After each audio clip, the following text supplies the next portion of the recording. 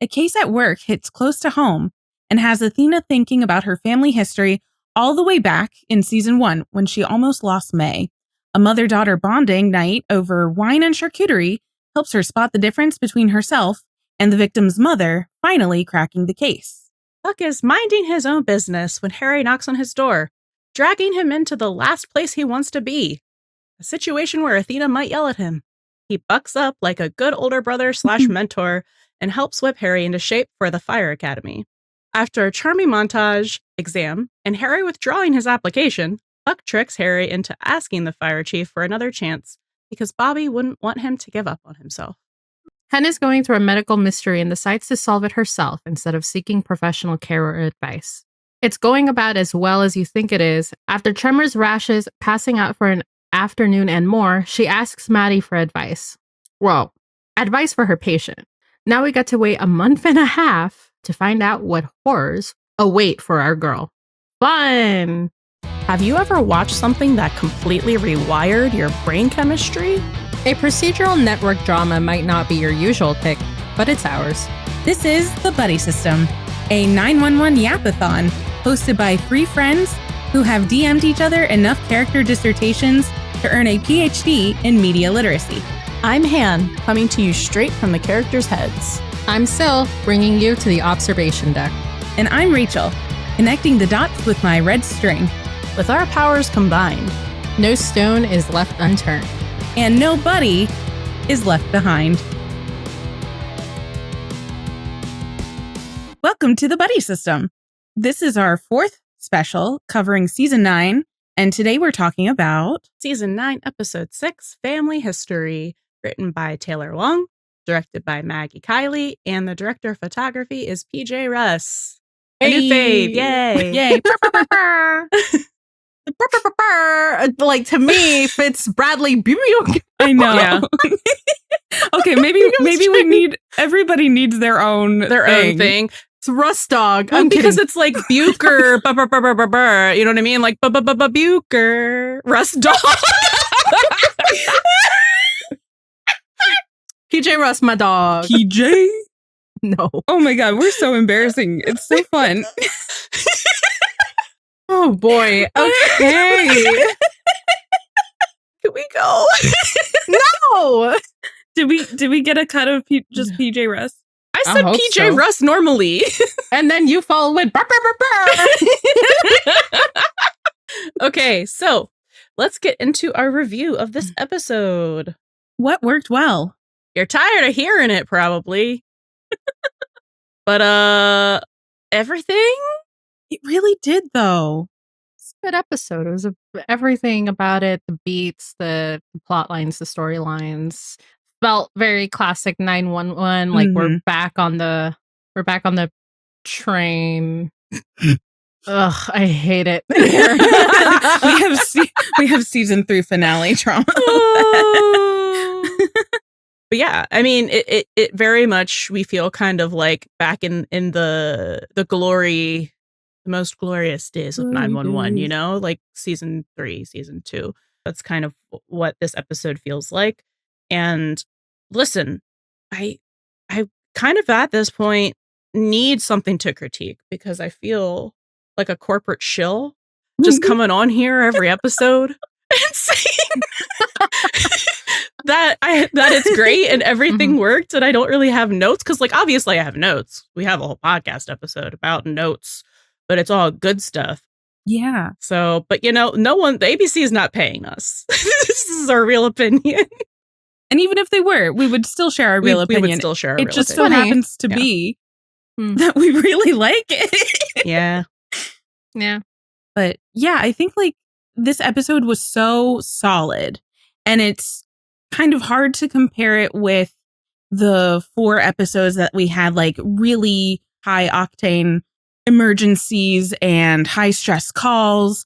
It kind of feels like it's like we're getting ready to really get into the story of this season.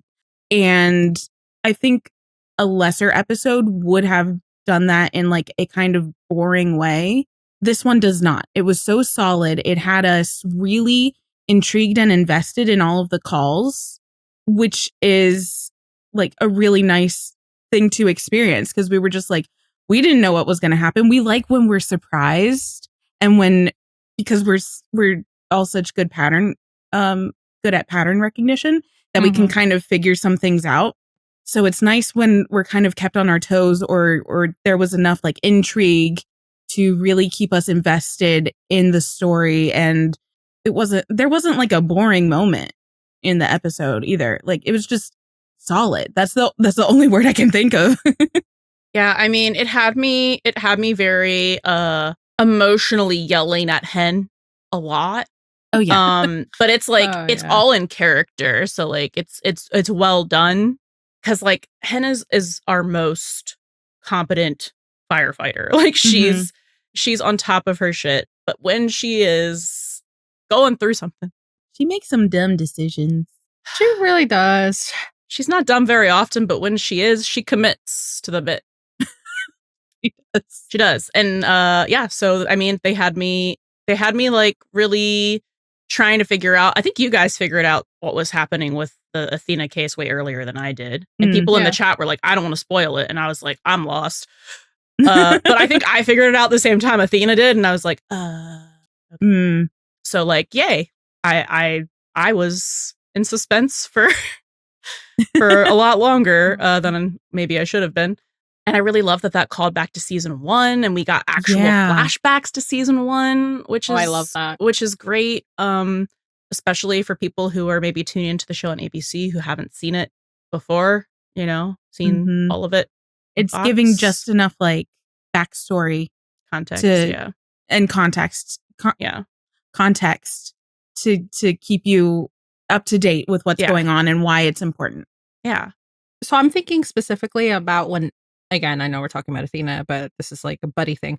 When Eddie leaves to El Paso in 810, I remember the interview that Tim did about like how it was supposed to mirror Abby. Like I didn't expect a flashback, obviously, but I wonder. No, but he did say something about the network. Okay, that's the thing. Like he did say something about that. That's what it was. So he did say something about like the network was like confused about like why we would reference that. So I think it's interesting that now that we're actually getting flashbacks, or maybe like that's a choice. Yeah. To not confuse people. I think it's a good narrative choice, especially when it's something that's very old. You know what I mean? Yeah. Because that is kind of what happens in situations where you're going through something that triggers you or just like reminds you of a really bad thing that you went through. That is kind of like the memory just like hits you like it's in flashes. You know what I mean? It's like, okay, you have to go like keep dealing with whatever you're living through in your life. But like that little flash is like, I just consider it to be a look into the character's mind and not like a, hey, in case you missed it, this is what happened. Actually, I might have to self-correct because I think it's coming back to me. It was actually, I think that there was a line that Maddie says to Buck. Yes. That's what it was. So, okay, so maybe like, no, I don't expect a flashback or anything, but like but like, there are certain callbacks that we had in this episode that they did include those flashbacks. I don't know. I just think it was so for 811. Yeah. Okay. I think it was for 811. Yeah. Yeah. Yeah. Cause I think she was going to be more specific about something about like a ghost. Yeah.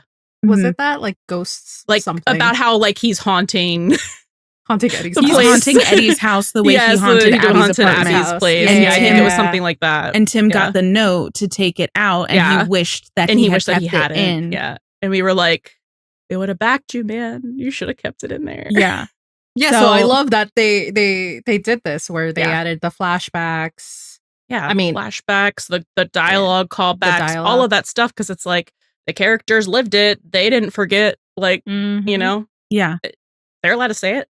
If there's one thing that older siblings do, it's going to never forget anything you fucking did to throw it in your face at an opportune moment, Exactly. But I think that also goes to show that the show is self-aware. It knows itself. It you can still like they still call back to like certain things that happened many, many seasons ago. Sorry, I get heated. No, it's good. No, but like it's true. Like I think the show does have, I mean, there may be some things that happen retcon maybe, but like, I guess I can't say like everything is perfect. Yeah. But they do a lot of callbacks, especially in these like past couple of seasons, like 7, 8, now 9. Like we got a callback to Eddie getting shot like in episode 1 of season 8. So I think the show knows it knows its past. Yeah. Yeah. And it remembers it. Yeah. And it is self-referential, but in a very smart way, in a way that it's like, it's not telling you, oh yeah, we talked about this, blah, blah, blah. Like we already covered this. It's doing it in a way where it's incorporating its past in relevant ways now to just kind of like, here's a little reminder, because I think it's also going to end up being important later on when they do these little reminder lore drops. Yeah, like the flashback of May, I think is going to be important for May's storyline coming up in the second half of the season. You know, I really think that it's setting. I don't think that was just like a throwaway thing for the call. I think it's going to be something that is now, at the forefront of May's mind. That's going to help drive the decision of whatever she's going to be doing when she graduates. So, nothing they do is accidental, not on purpose. Yeah, and like. Is it perfect? No, but like I think the show does a much better job than a lot of shows on making me feel like the people who are in the writer's room actually watch the show and know the show, And it really just goes toward like it's more evidence that everybody involved in making the show is very smart about what the show is, what the show has done, and incorporating all of those things. Yeah, all of that to say, they implemented all of those things that we love to see in this episode yet again, and that's another reason why it's another banger. Yeah, 6 out of 6.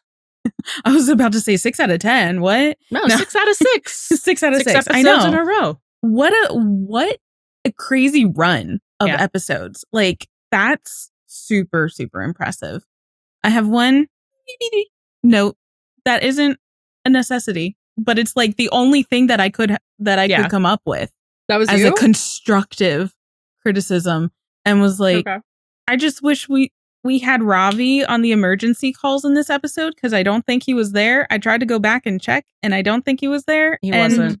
It was probably scheduling stuff, maybe, or he was off that day. I don't know. He was off that day. But yeah, we like having Ravi there, even if he doesn't say much. Yeah, because like we looking had at him. I mean, I have a counter thought to that, but I mean... Oh, do tell. I mean, again, that's a buddy-related... We are the buddy system. We are the buddy system. I know, but there's a buddy section for a reason. Anyway, no, but like, I think it was nice to kind of... Because we've had the little bit of negativity, I guess, surrounding Buddy lately because of the change in partnership. There's okay, I see what you're going to say, yeah. Yeah, so I think it was nice to kind of see that they're okay, because everyone is like trying to make it seem like they're not like in the worst way, which I'm not saying that there's nothing there. I'm just saying like it doesn't have to be to a point that it feels like they're not friends at all. Yeah. You know what I mean? Yeah. So like, that's why I'm like, I'm okay with it. We got something. I totally understand that. I kind of, me playing devil's advocate, I can kind of understand maybe a logistical reason. Is that a word? Yeah. Sure is. Okay. Yeah. Don't worry. Oh boy. I don't know words either. Welcome to the next 3 weeks of our lives. Oh, that's me every week. I think Mercury retrograde helps me, actually. It probably does help you. Might. It probably does. So it gets more powerful. She eats our words. It does not help me.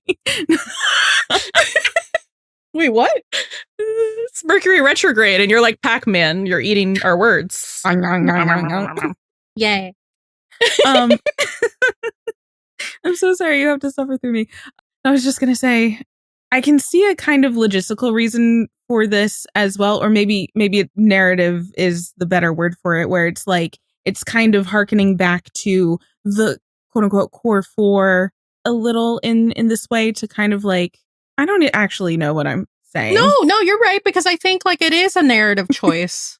I Okay. do think it's a narrative choice because I think it's a narrative choice because it is really like, you know, at the end of the day, like the core four is the core four. yeah, Mm-hmm. And Bobby's loss like impacted them the most. a lot more and impacted them the most. And I feel like this episode was trying to showcase that they are taking that step forward. Yes, it's great that they included Ravi at the ceremony, but I feel Yeah. like it's good to kind of like center on them for a bit because we haven't had that. Yeah. Until this episode. So yes, what you're saying makes sense, and I do think it's I'm a so narrative glad. choice. And I That's also exactly, think and I also think it's a scheduling choice.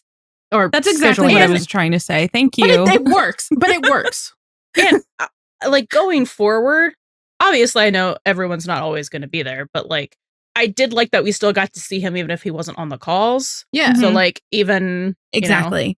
even though he's not a regular, I would still like to see him most episodes, even if he's just like in the background doing something. Or he's background just Ravi. antagonizing people. I'm here for that. Fine with that Or too. just he's always there at the scene of Yeah. the crime. Okay, no notes. Instigating shit. I devil's advocated myself out of my notes, Uh. which wasn't even a note. It was just like an observation. You said I didn't even think of that, and I was just like, I like looking at Ravi. That's cool. And then Cel said her thing, and I was like, that makes sense. And I still got to look at him. So yeah, And so that is exactly what I was thinking and trying to say. yeah. Yeah. Thank you. So maybe Okay. I am right. Mercury retrograde is helping me. I think it does. I think it it's so takes powerful right now. Our words and just like gives it to you. She's even more powerful than usual. It's terrifying. You are our avatar. She's in her avatar state. When the world needed when the buddy system needed their words most. Still the avatar came. I'm okay. Okay. Anyway, That's a loser. our thoughts on 9A, since this was the conclusion of 9A, even though it's the first third of the season. It's the last episode before the winter hiatus. 8 Thursdays from now. Oh, we lied to people on live stream. I know we said a month and a half. Well, it feels like a month and a half. Listen, Christmas and New Year's don't count as weeks to me. They blur together. It's or true. It's like a long. It's not a real time. vacation. No. Okay, anyway, since it's the Yeah. last episode for 2 months, it is, the first half of the season. And I know that there's mixed feelings amongst the fandom on like if this was a good mid-season finale, and like we don't actually know if it was meant to be or not. Mm-hmm. I think we differ opinions a little bit on this. Maybe. I think it was good. I honestly could see this being the intended mid-season finale, personally, because it wraps up everything except the Mhm. cliffhanger with Hen. And I know we don't normally do cliffhangers, but like it's ABC now. So maybe that's another thing that we're going to start implementing. I don't know, because ABC loves a cliffhanger. And I Yeah. think there's like precedence to it because I think what they, or maybe this might be rumors. I'm not sure. So someone correct me. But like, I think that wasn't, or allegedly 809 was supposed to Yes. be Yes. the mid-season finale. And that Correct. ends in a cliffhanger. Mm-hmm. So maybe they just didn't have the opportunity to do it in season 8. And this is what we're doing moving forward, cliffhanger for mid-season finales.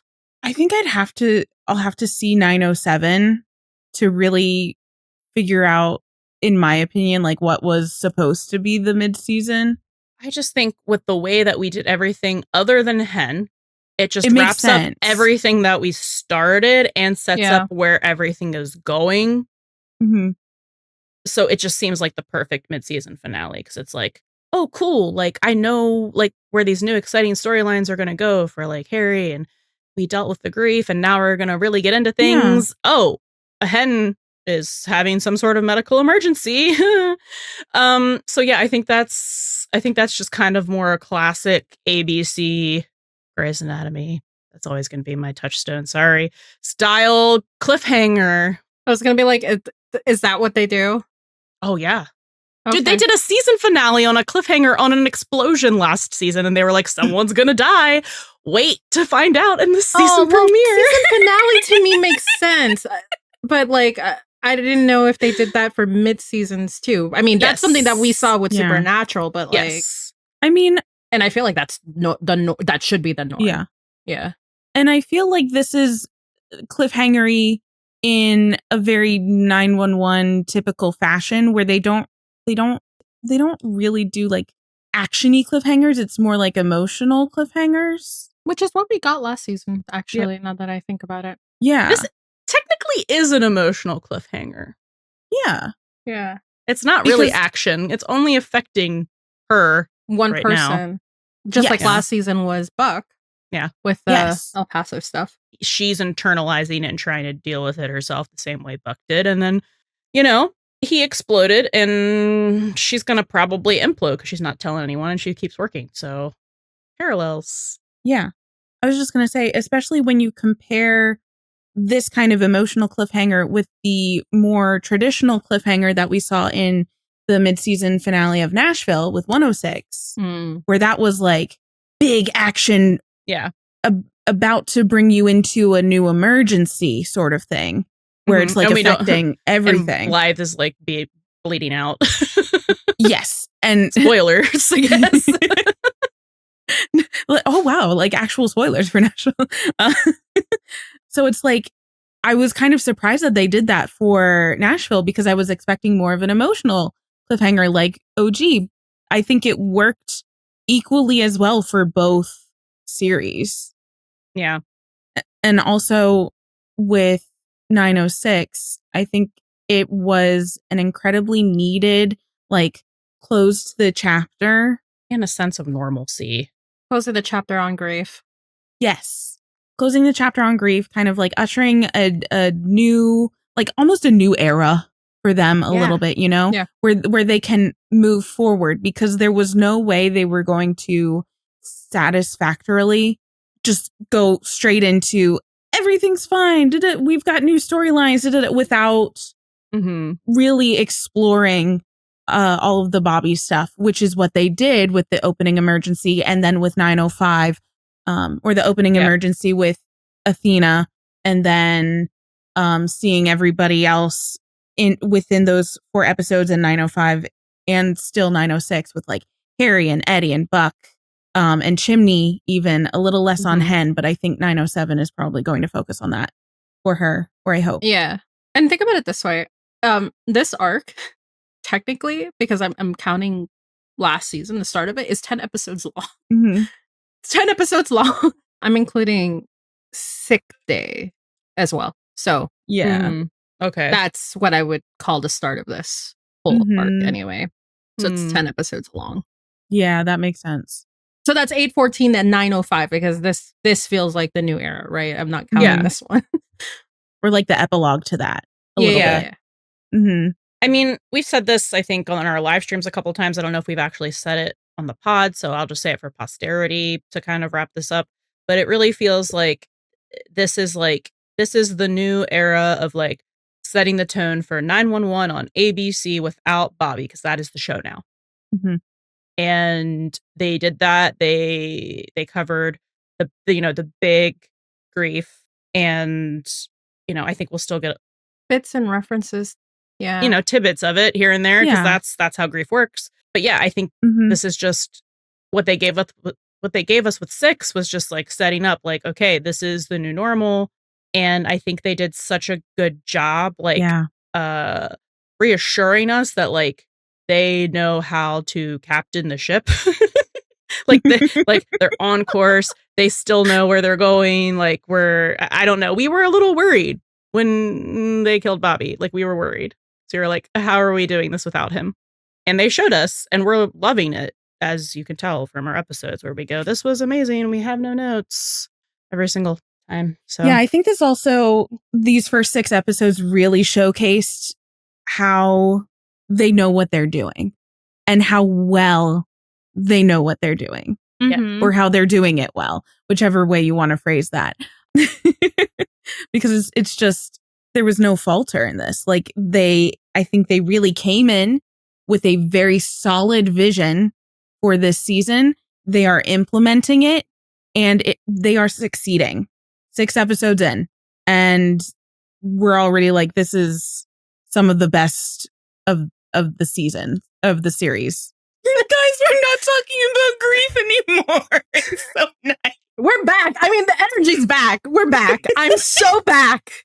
What was it? The 903, 904 special? Yeah. We got the energy back. I don't know what happened to me last week. That was something. No, it got us. The 905, we were like, gotta lock in. We gotta lock in for Eddie. Now we're just here being punchy.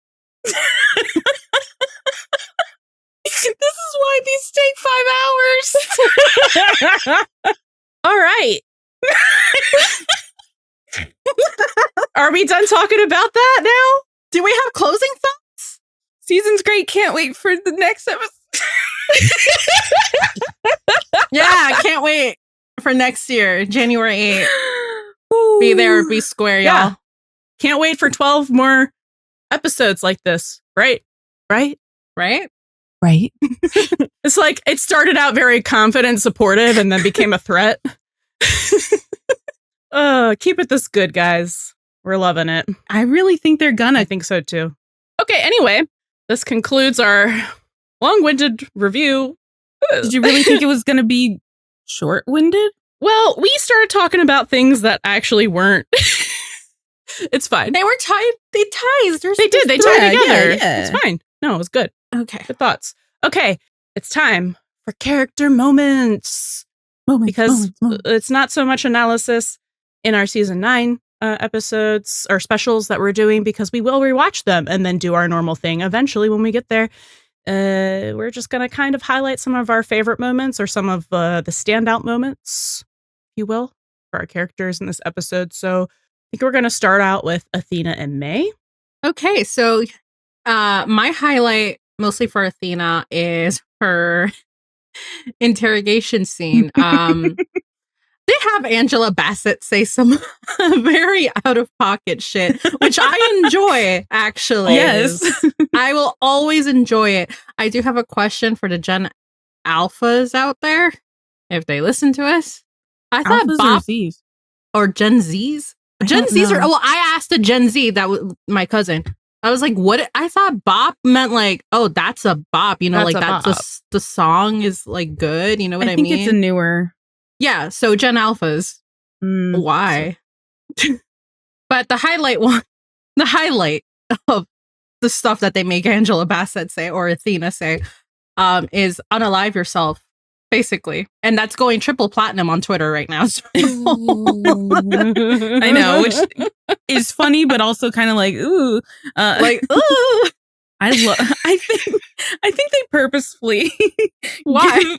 give Angela. Wait, no, that was because it was in Masks. Yeah, it was the no cap in Masks. It's Taylor Wong. Oh, it's Taylor Wong is up Taylor on Wong. I would like to ask you some questions. Like, she's just making Angela Bassett say these hilarious like Gen Z, Gen Alpha slang for fun. I have so many questions. Let's be friends. I was just picturing someone like listening to their kids say words and then be like, I gotta make Angela say this. Like just keeping a list. Oh my God, yeah. But yeah, that was my highlight.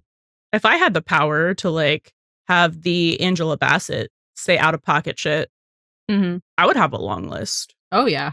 So my moment of the episode is the very cutesy and then very like deep moment we get with Athena and May at Athena's place, where they're like having some wine because May's old enough to drink alcohol now.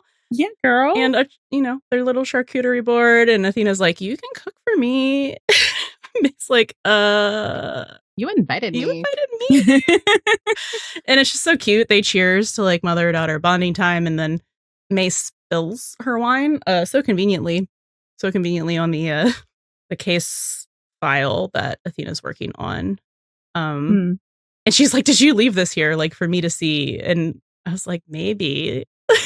Because it seemed like she did want to talk about it, because it seemed like she's just been like really ruminating on, what happened with May, and she really blamed herself for like not noticing what was going on. And she opens up and like gets to have this conversation with May to like was really beautiful. It was beautiful because she apologized, like, I'm your mom, I should have noticed, like, and May is like, do you know what I remember? Like, I don't remember the pain. Like, I remember waking up and seeing you and, like, basically knowing it would be okay because you were there. And that's their relationship. It is. It's just like generally, like I know they've had their kind of disagreements, but generally it's a very supportive, open, like communicative, well, kind of communicative as far as Athena is, relationship. Yeah. You know, took her 8 years, but she did it. Yeah. She's working on it. Yeah. I actually loved it too because I was like, maybe this is also like a sign of like Athena being a little more open emotionally after things with Bobby and working through that grief. And as a, not an olive branch, but like as a way to really try and be there more for her kids because of how she was absent, just trying to like really be there, but also be more open with them. And present. And present, you know, because it's like, especially with May, like she's a full adult, you know? Yeah. She's about to graduate from college. Like Harry is too technically, but like he's still more of a kid. But like with May and like when your kids get older, you need to like take the kid gloves off. You need to like treat them like adults. You need to treat them like adults. So it's like it's less parenting and more like peer.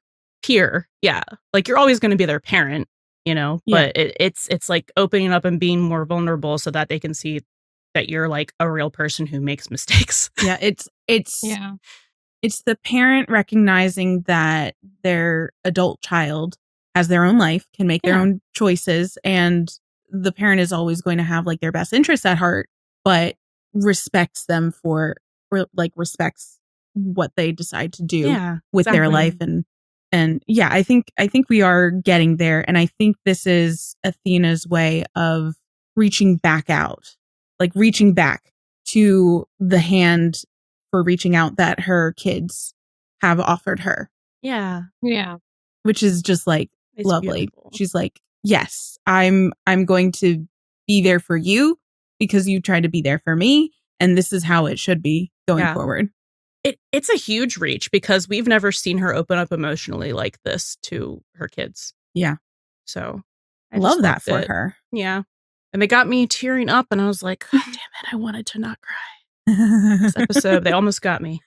I also think like it's good growth because there were some instances in past seasons and even in these past couple of episodes where she does resemble, or she does do things that resemble her own mother. Yeah. Yeah. So it's good to see that not only is she reaching out, there's also more growth. We're still getting more growth for Athena. Yeah. Exactly. And that is so important, especially 9 years in. Like these characters always have to be not in flux, but like evolving. Yeah. So this is the next evolution. Yeah. Oh, one more thing. I think it's just grief changes you.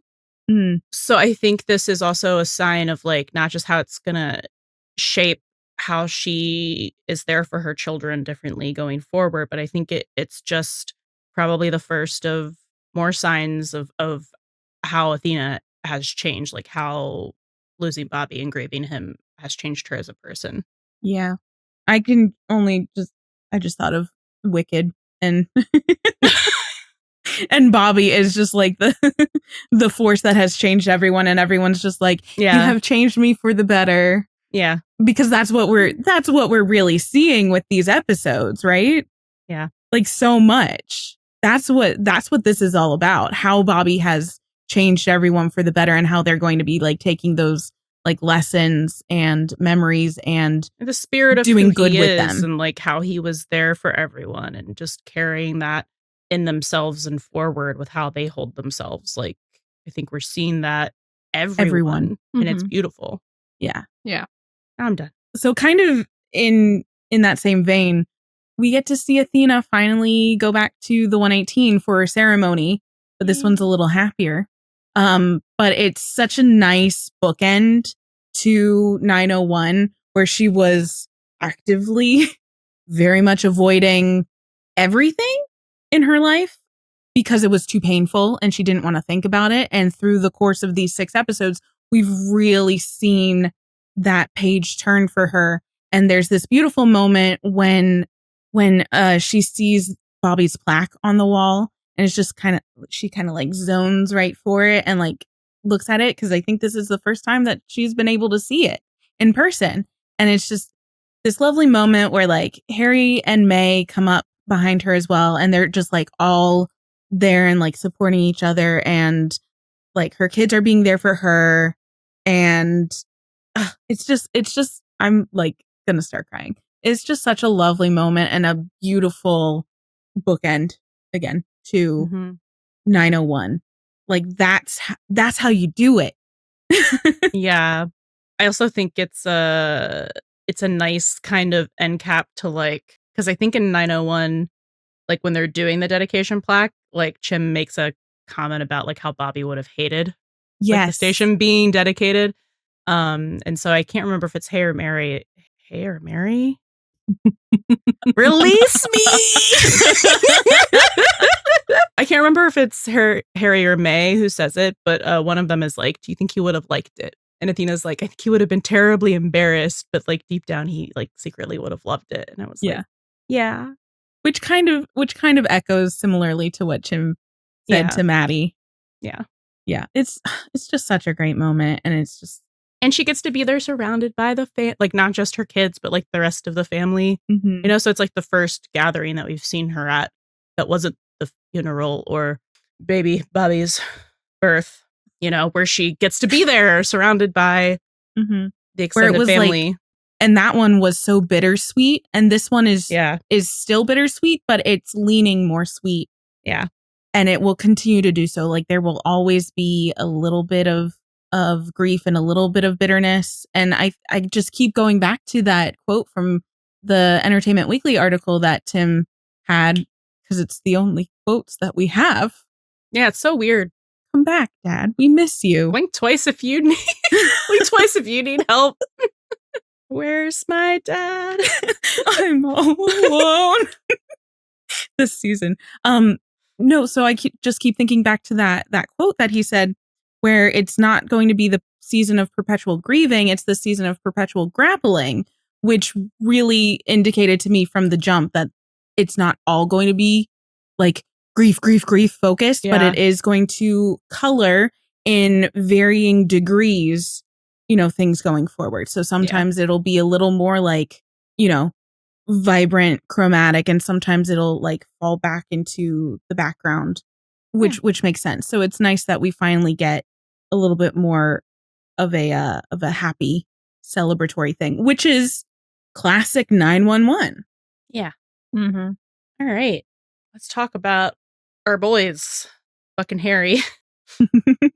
Okay, so my highlight was Harry going to Buck for help with the CPAT, and he goes in there, shows them the letter, and Buck has some questions. He has a lot of questions. he's worried. I love that scene so much. It's such a good scene because so actually there's lots to talk about here, because the start of 901 we had this little nugget about Bachelor Mondays with Buck, and I don't think we really ever we've never seen Harry and May like hang out with Buck before, and I love that they kind of delivered instead of like shoehorning like a throwaway line. They definitely delivered in showing that kind of relationship that they were building, and I just really enjoyed that. And I love that Harry was able to like go to Buck, confide in Buck, and ask for help.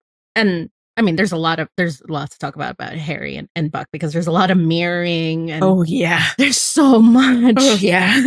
But I truly enjoyed it. And then, I think Buck's reaction to all of this is just so funny, because he's like, is your mom going to basically like, is your mom mad at me? Does she know? And then, Harry revealing, oh yeah, like right after our ride along, I decided to put in my application. It's like, he's like, oh God, like you can see his like, life I was afraid of this flashing before his eyes. He's like, oh no. But yeah, that's my highlight. Love that scene. The way he went from excited to, like, oh my God, oh, really? fuck no. Oh, and no. like 1 second flat. It was like, wait. Yeah, the expressions, the micro expressions in that like such a brief period of time was so great because you could see the trajectory. It was just like, oh no. Also, this falls a little bit under like maybe Harry also doesn't like to give context because like, I mean, I guess he did say like the day I turned 18, so maybe Buck knows that he wasn't the reason he dropped out of high school, but I'm just like, he's like, oh my God, he dropped out of high school to become a firefighter. She's gonna murder me. No, I think he thought that for a second. He did. I'm pretty sure he thought that for a second. Oh my God. But I too funny. I love that scene because it really does show how Harry looks to Buck as a brother figure and this closeness of a relationship. So yes, they said there was something with that in earlier episodes, but now we get to see it. So it was a tell and not show at first, but now that they've followed up on it, it's all show, and it like helps contextualize that previous line.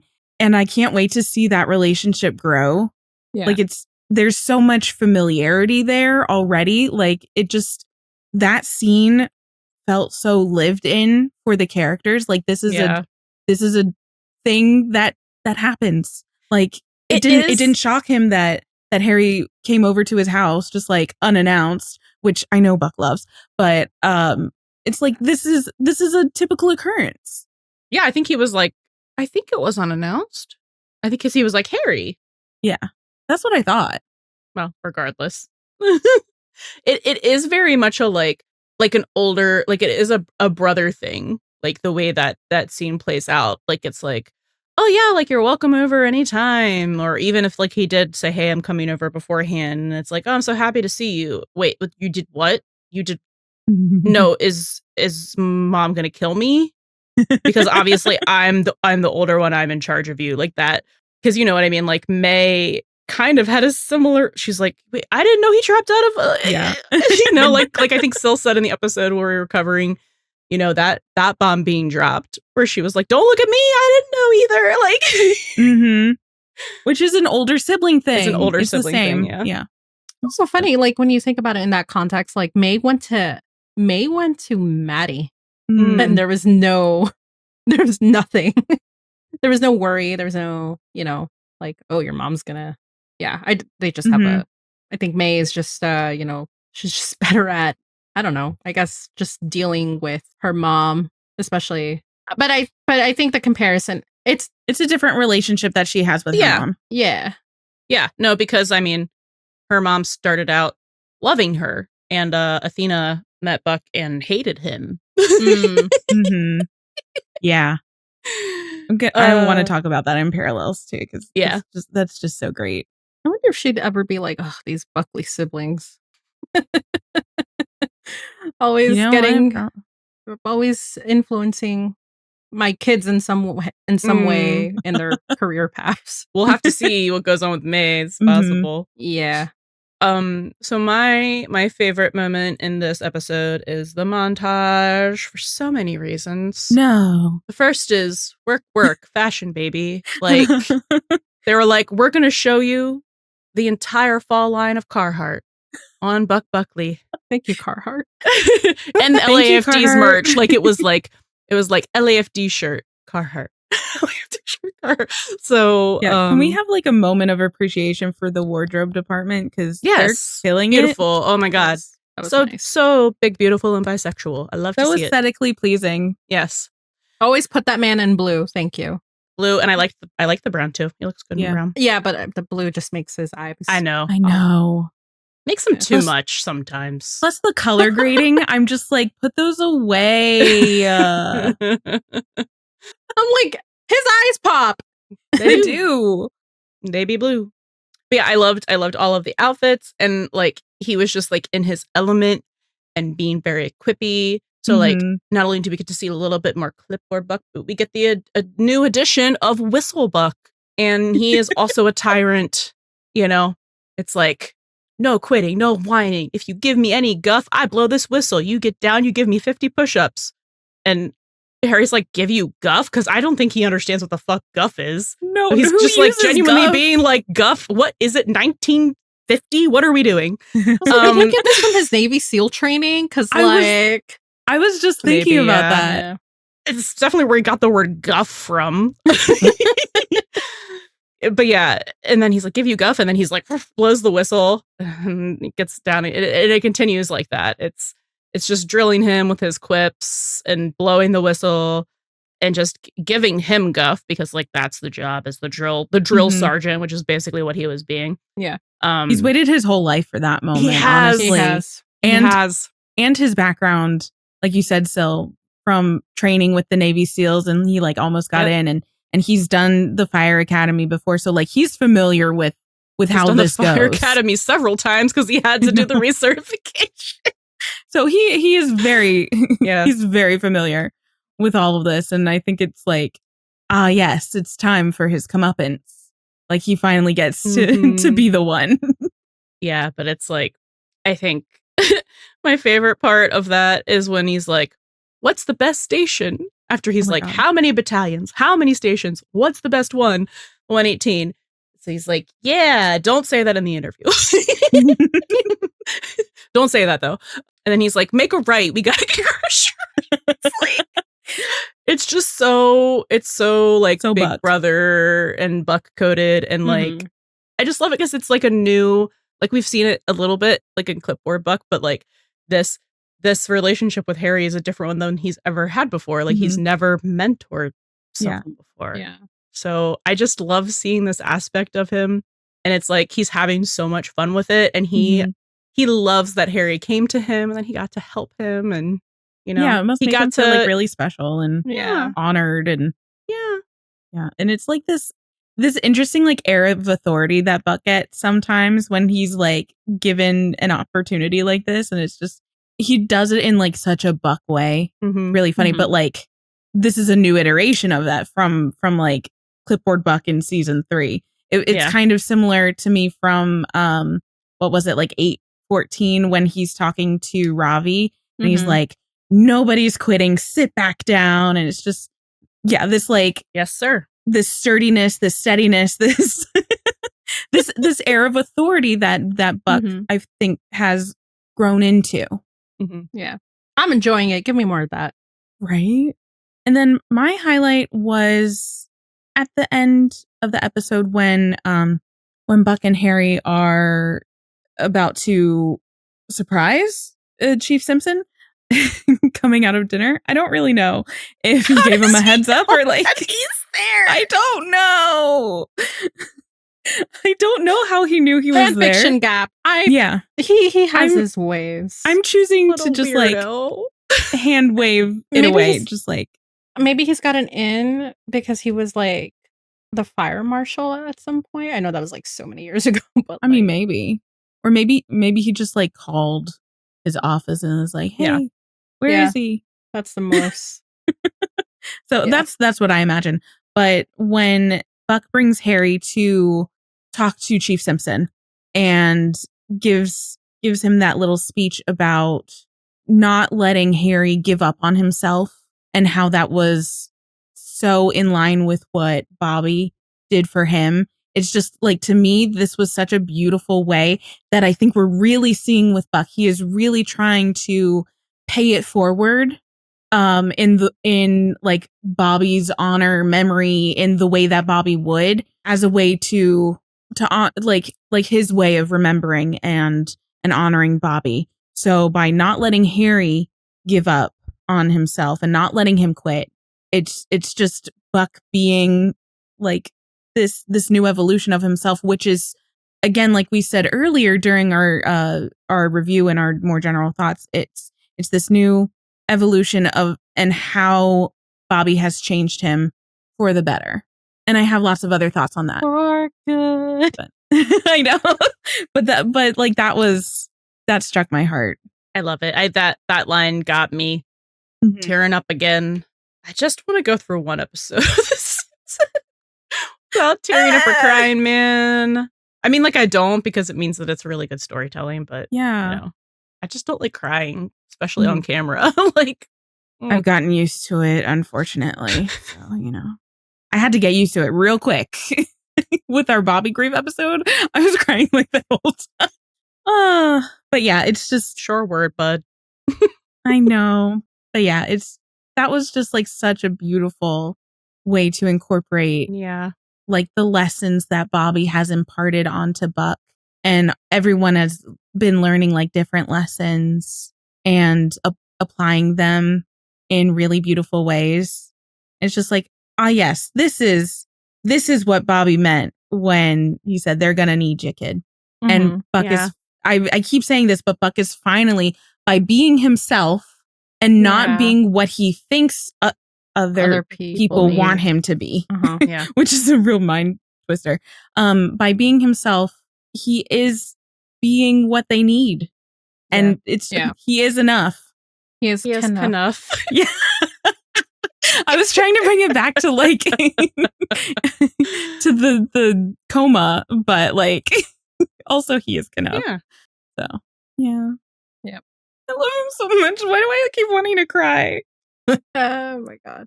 So Hen. Oh girl, what is you doing? Anyway. Oh boy. Oh boy. Yeah. So I had to pick a favorite moment. I was like, it's gonna have to be something unserious because she was making me want to shake her the entire episode. So my moment is when he's in the locker. They're in their locker room. It's Buck, Eddie, and Hen, and Eddie is talking about putting protein powder in a diet soda and that it tastes like a root beer float. And she's like, I think I'm getting a rash just thinking about it. Like, hard fucking pass, which is the correct reaction. And the other one is when, so this one did come first. It was when they were at the tug of war call. And Eddie was like, I've seen this before. And she was like, where? In Afghanistan? My highlight was, well, I don't know if it was a highlight. It was just like a very Hen thing. When something rubs against her moral values, she is going to let you know.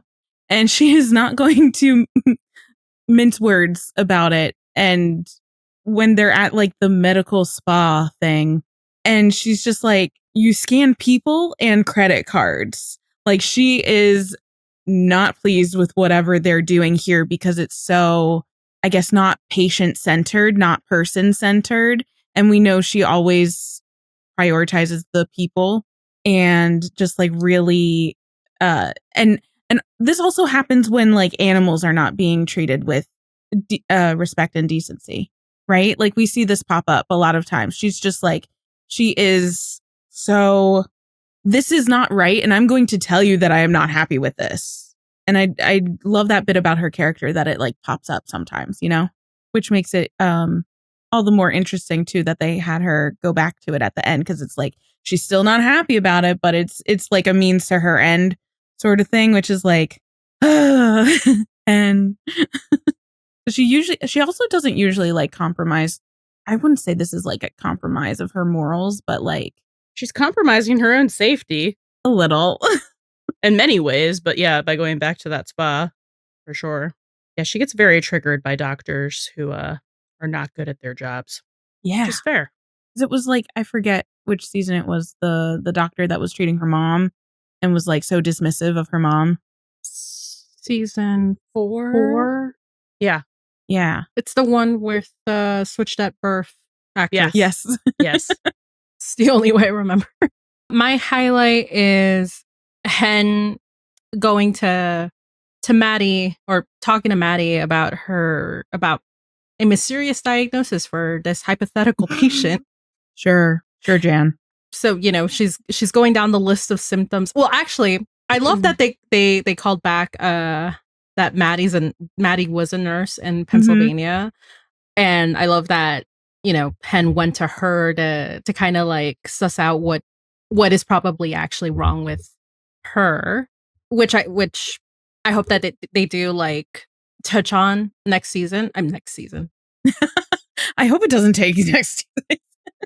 Which I hope they touch on when we come back for 907, because I think that would be an interesting dynamic. Yeah. That we have seen before, but it's still like interesting that she can try to confide in her, even though she's doing it without actually telling her that it's her. But no, I like that we got to see a little bit of Nurse Maddie while having this conversation with Hen being very dubious about the mysterious patient. Right. Yeah. It's like, so I have a friend, right? And it's like, it's never a friend. It's always you. Like, that's why I'm like, Maddie, Clocker. I know you can do it.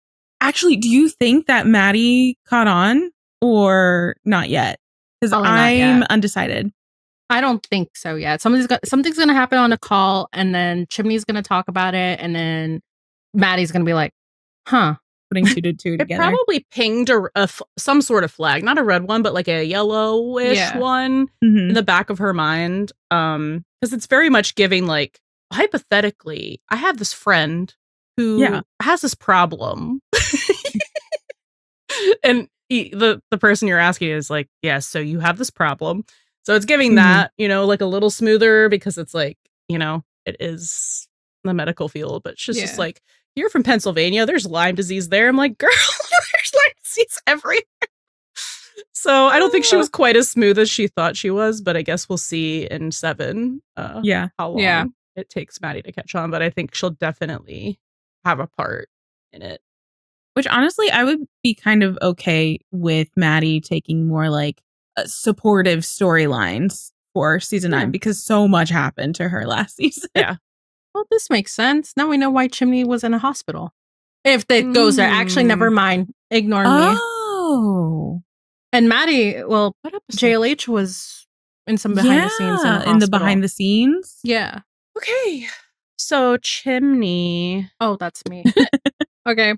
So my highlight for Chimney, it's a moment. It's just a moment. I mean, like, so my highlight for Chimney really is when he goes to the locker room and he wants to, congratulate his team on a good job done, on the field for the shift. And he's really trying. He's really poor guy. It's like, I don't know. He's still like unsure of himself, but he also wants to like fill those shoes because he does kind of change his mind, because it's piggybacking off of his conversation with Maddie in the beginning of the episode, where he's like looking at a dossier of like potential candidates for fire captain.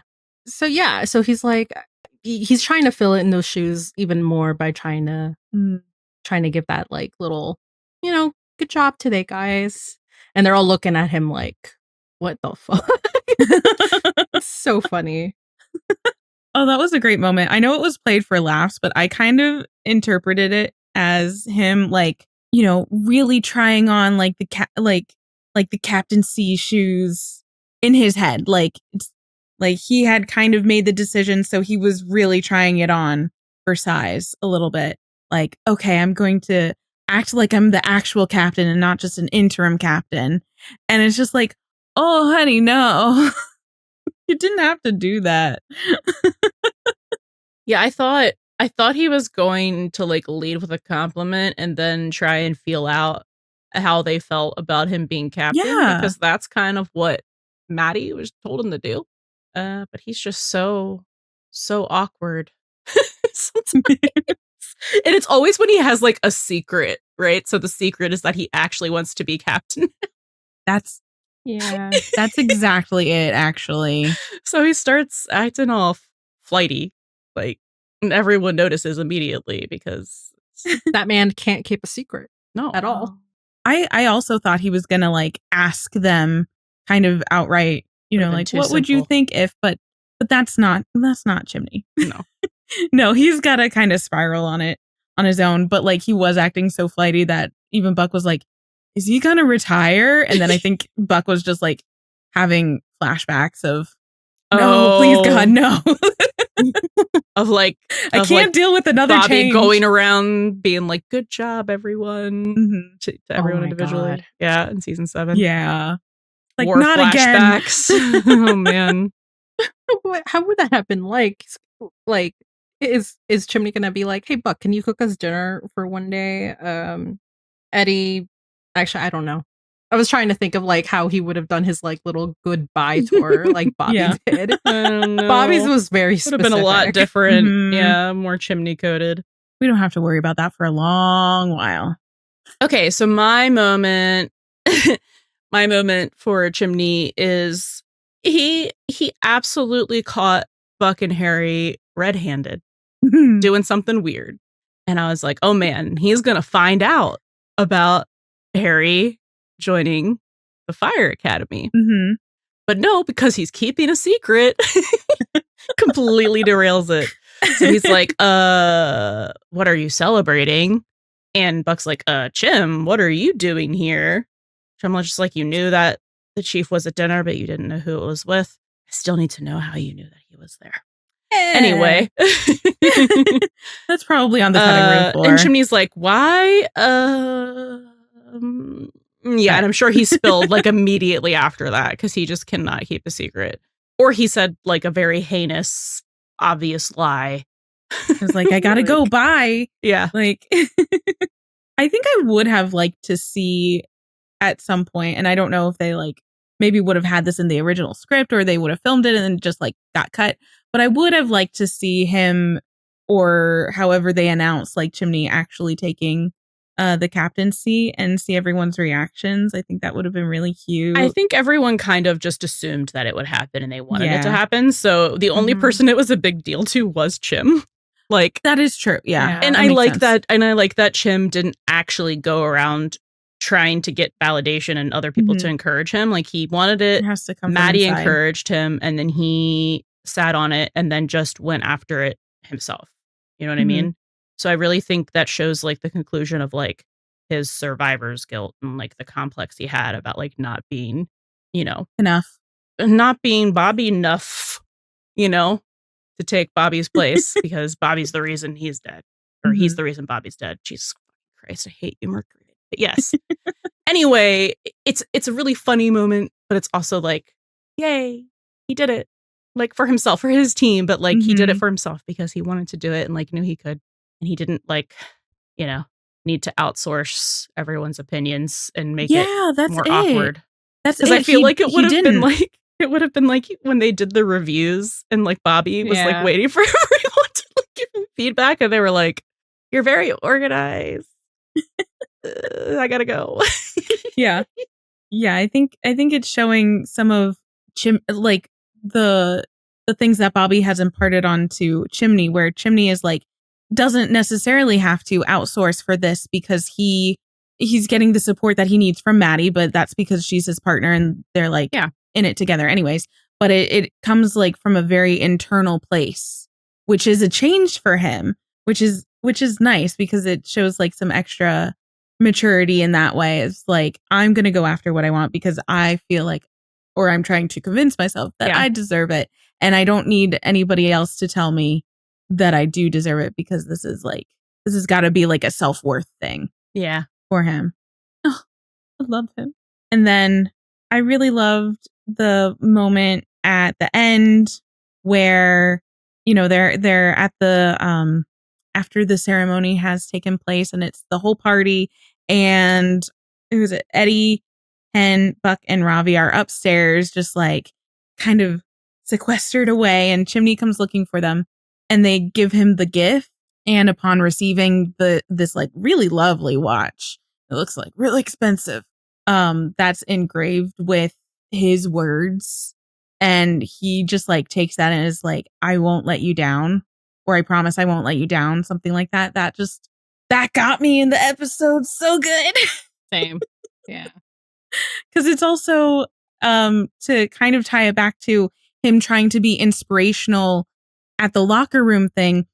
They inscribed his inspirational words that came from him and solely him onto this gift as a reminder that he is exactly who they want as captain. He is exactly who they need as captain, and a reminder that Chimney can be the captain that he aspires to be without feeling like he needs to fill Bobby's shoes.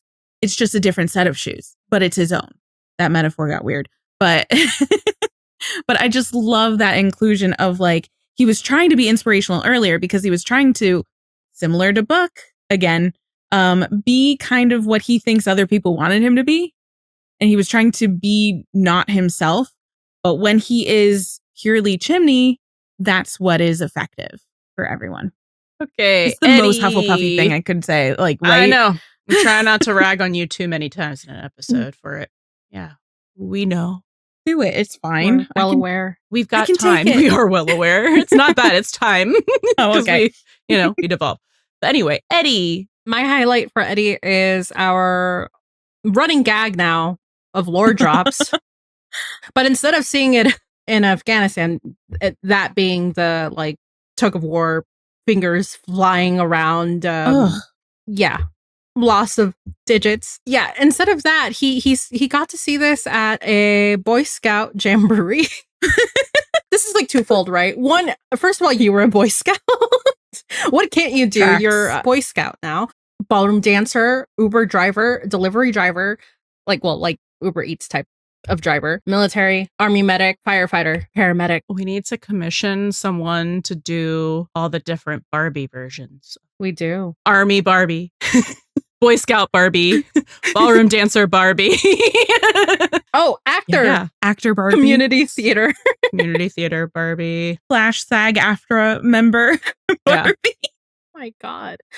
Like, babe, what can't you do? You can do it all. It's like we unlock these little like new level ups for him. Yeah. No, they're so funny. Yeah, they are. So yeah, we've got Barbie, and then we've got like the Barbie roles, and then just the fact that, again, it's like a running joke now. I feel like, what else are we going to find out? And how many times are people going to call him out for being like, did you see this in Afghanistan? Oh, we do need this to be a running bit. Yeah. It's funny. It's so good. Eddie saw it in Afghanistan. And Buck will always say, he will never do anything illegal. He has a silver star. Mm-hmm. And he was a Boy Scout. So like he can say that now too. Yep. This is just more fuel for Buck to talk about. Yeah. When he's talking about Eddie. Eddie did this. Eddie did that. Did it. Hot wiring cars, Barbie. Yeah. Oh, yeah. Grand Theft Auto, Barbie. Grand Theft. Petty crimes, Barbie. Oh my God. I get to bring this back to Fast and Furious. Oh, God. He was definitely a fan of those movies. Oh, yeah. We can tell. Yeah. Including like with the driving when he was an Uber driver and he's driving like all like a maniac. Yeah. I know a shortcut. Yeah. Oh my God. Oh, I love you, man. Eddie lore. Nothing like it. He's got to drop twice as much lore because we don't get crazy Bobby lore anymore, you know? So yeah, here for it. It really feels like the lore drop about the juniors ice skating champion that Bobby was. Like, just keep it going. My favorite moment of Eddie in this episode is in the locker room when he is just serving looks in that burnt orange jacket with the matching belt and just like tailored to fit jeans, I'm pretty sure. Costume department working overtime. But also, it's just the two lines that he says at the end of that scene after Chim leaves. And he's like, what was that? Like, the delivery is just, and it's just so classic Eddie. And it just sends me because the facial expression is just so cartoonish. And then it's, all right, let's leave before he does it again. That scene reminded me of 705 when he's like talking to Buck about his Catholic guilt. And he's like, I don't know. It's like the delivery. And he's like, yeah, now that I see her, it makes me want to do this. Or like, I'm a Manchurian Catholic. I just have all this Catholic guilt. Like, it's just so funny. Oh, man. Just these little funny quips are done with such a delivery. It's the delivery because like what was that is a simple ass line, but the delivery makes it. It's the little Eddie earworms, you know. Yeah. Let's leave before he does it again. Like in the kind of, you know, like loud whisper sort of thing. Yeah. Just like The comedic timing. It's so good. We knows. can't give him enough flowers. I know. Can't give him any flowers. It's very sad. Actually, it's kind of sad. Maybe one day. There wasn't a lot of Eddie in this episode, which like is fair because he just had the episode last week. But I love that Eddie is kind of one of Chimney's biggest supporters. And he's just like a little woo. You know? No, people call it like a woo girl. You know? Like like the people going like, yeah. What? Do you guys remember the Yes. Oh, the edit? Yep. This ain't Texas. woo! Yeah. Wait, Yes. Sure so- do. He's Canon. really that He is a girl. woo girl. Yeah. So, because like at the ceremony, he's like, yeah, go Cap. And, you know, he's the one that hands Chimney the gift. And we even saw in 901 that Eddie was so like insistent that Chimney could be the captain if he wanted to. And everyone else really enjoys having him in that role. And I just really liked seeing, I guess, that dynamic between Eddie and Chimney, but like just how supportive Eddie is. And I think it really is kind of underscored and supported by the watch having the quote that Chimney said in 818. And that was kind of one of the reasons or the impetus for Eddie to stay and not go back to El Paso. So I think that has like an extra layer. And in the scene when Chimney is like opening the watch and he reads it, and then it like cuts back to the other four, and Eddie kind of like looks back at Hen, and Hen like, you know, pats him on the shoulder. And to me, I was like, is this them saying like good job? Because I think it was Eddie's idea. it was Eddie's idea to do the inscription. That's what I got out of that. I mean, I thought it was just the gift in general, but I mean, it could be that too. but it makes But like specifically the quote, how that has like extra meaning for him. I really like that. It's time for Buddiemaxxing. Breaking Buddie news. All right, Breaking Buddie news. We've got actual conversations. Crazy. What? We've got Eddie proposing a certain concoction. Eddie's mixologist era is back, except it's for protein and soda. Ugh. It's kind of gross, but Buck is all for it. He's so down He's so down for like that. anything Eddie does. He's like, when I go to the soda shop and get a root beer float, except it's disgusting. The worst root beer float you've ever had. But Buck's going to be like, oh my God, this is delicious. This is the best thing I've ever had. Actually, someone on Twitter decided to report that it is actually really disgusting. Wait, did you see the video? I didn't Yeah, watch I it, saw but the I video. but I saw the tweet. Yeah, I was like, why did They you really do took this one for to the team. yourself? It looked so gross. We knew it was going to be disgusting. Oh my God. Could we somehow relate this back to juice theory? And also some of the stuff that Eddie was learning in the last episode in 905, where he's like taking some things from other Sure. things and like putting them together in ways that work for him. Yeah, so because he's it's like, I want to have a soda, but it needs to be healthy. Yeah, exactly. It's not like fully drinking the juice. Yeah. It's still a sweet thing. It's another sweet treat. And it's him kind of embracing the joy or something that he wants. Yeah, it's also kind of like finding some kind of balance too. Yeah. Hmm. Yeah, that's exactly it, which is what he was learning in 905. Yeah. Yeah. I love that. Love that for him. Hate the protein. That was rank, bud. No. Miss me with that shit.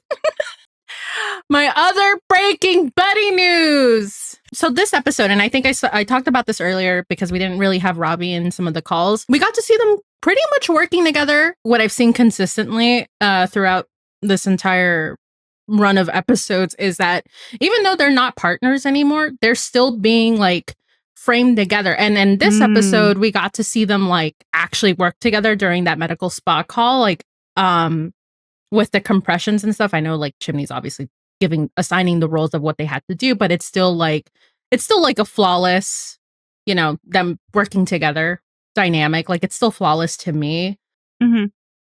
Don't see anything wrong with it. And it's just like I said, not having Ravi in the calls just gave us like some of those moments that to kind of see them, even though that Eddie is a paramedic and Buck is doing the firefighting, like the other stuff.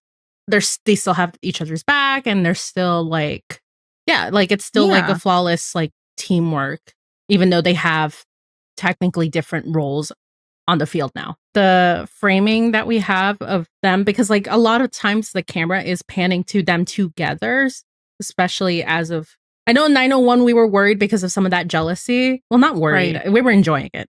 But like there was some of that jealousy, and it felt like they were like something was going on. There's like some tension. Yeah, having the camera like pan to them and them together, it's still, to me, it still gives me, they're still orbiting each other and they're still partners. Yeah, totally. Yeah. So we have this quote that Buck says to Harry that we talked about earlier, but we're going to look at it through a different lens because it's, you know, everything has multiple meanings. So he says, "You've already had a lot of loss, so I think you're so afraid of losing one more thing that you've decided you would rather just walk away. But I promise you giving it up is not going to hurt any less than having them take it away."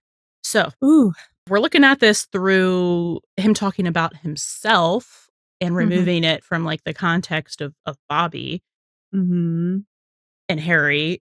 This sounds like Buck speaking from firsthand experience, and it sounds very much like something that he walked away from recently, which isn't the 118 because he almost did, but he didn't, right? He did walk away from living with Eddie though, and we still haven't like seen any follow-up on why that was, which is intentional. But you know, it just calls back to the end of 818 when it's like, why did you leave your last place? Well, it wasn't really mine. I was just subletting.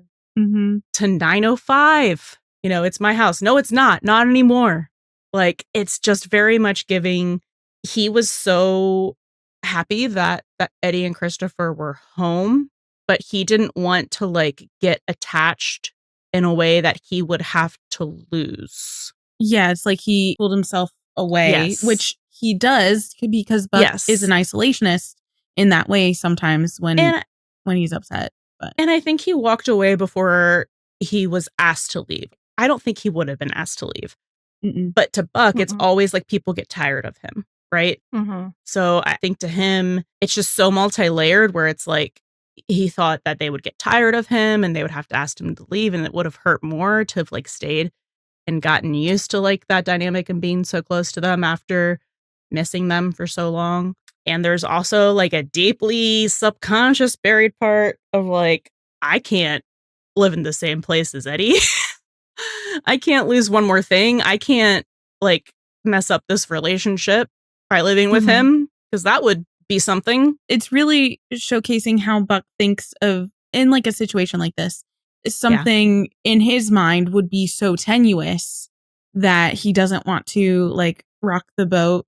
So he just like pulls away before it can be taken away from him. He's doing what Harry is doing, where Harry was just kind of like quitting, and Buck's kind of doing the same thing, which also makes me think like it goes back to Syl's like unpacking theory as well, where it's also Buck, like in the way that we interpret it, he doesn't want, or he literally cannot think about, you know, the possibility of him being in love with Eddie. Yeah. Like everybody, quote unquote, everybody, one person, maybe two people thought that he could be. So he has to pack that away in a little box and remove himself from that vicinity in his little mind before it has a chance to hurt him. Yeah.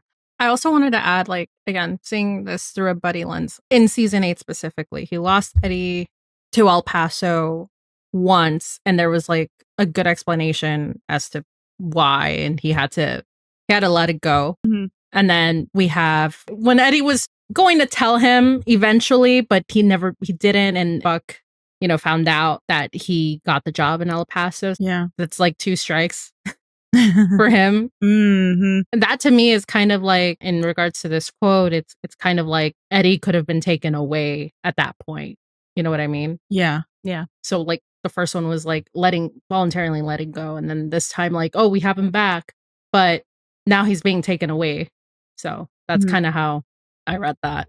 And I kind of want to tie it into this tweet that I saw that I think is more about 905, but I think kind of ties into this quote too. Chris, they tweeted, Tommy absolutely fucked up Buck's ability to ask for help / talk out things, man. Every time he tried to lean on him, Tommy belittled him or showed zero empathy.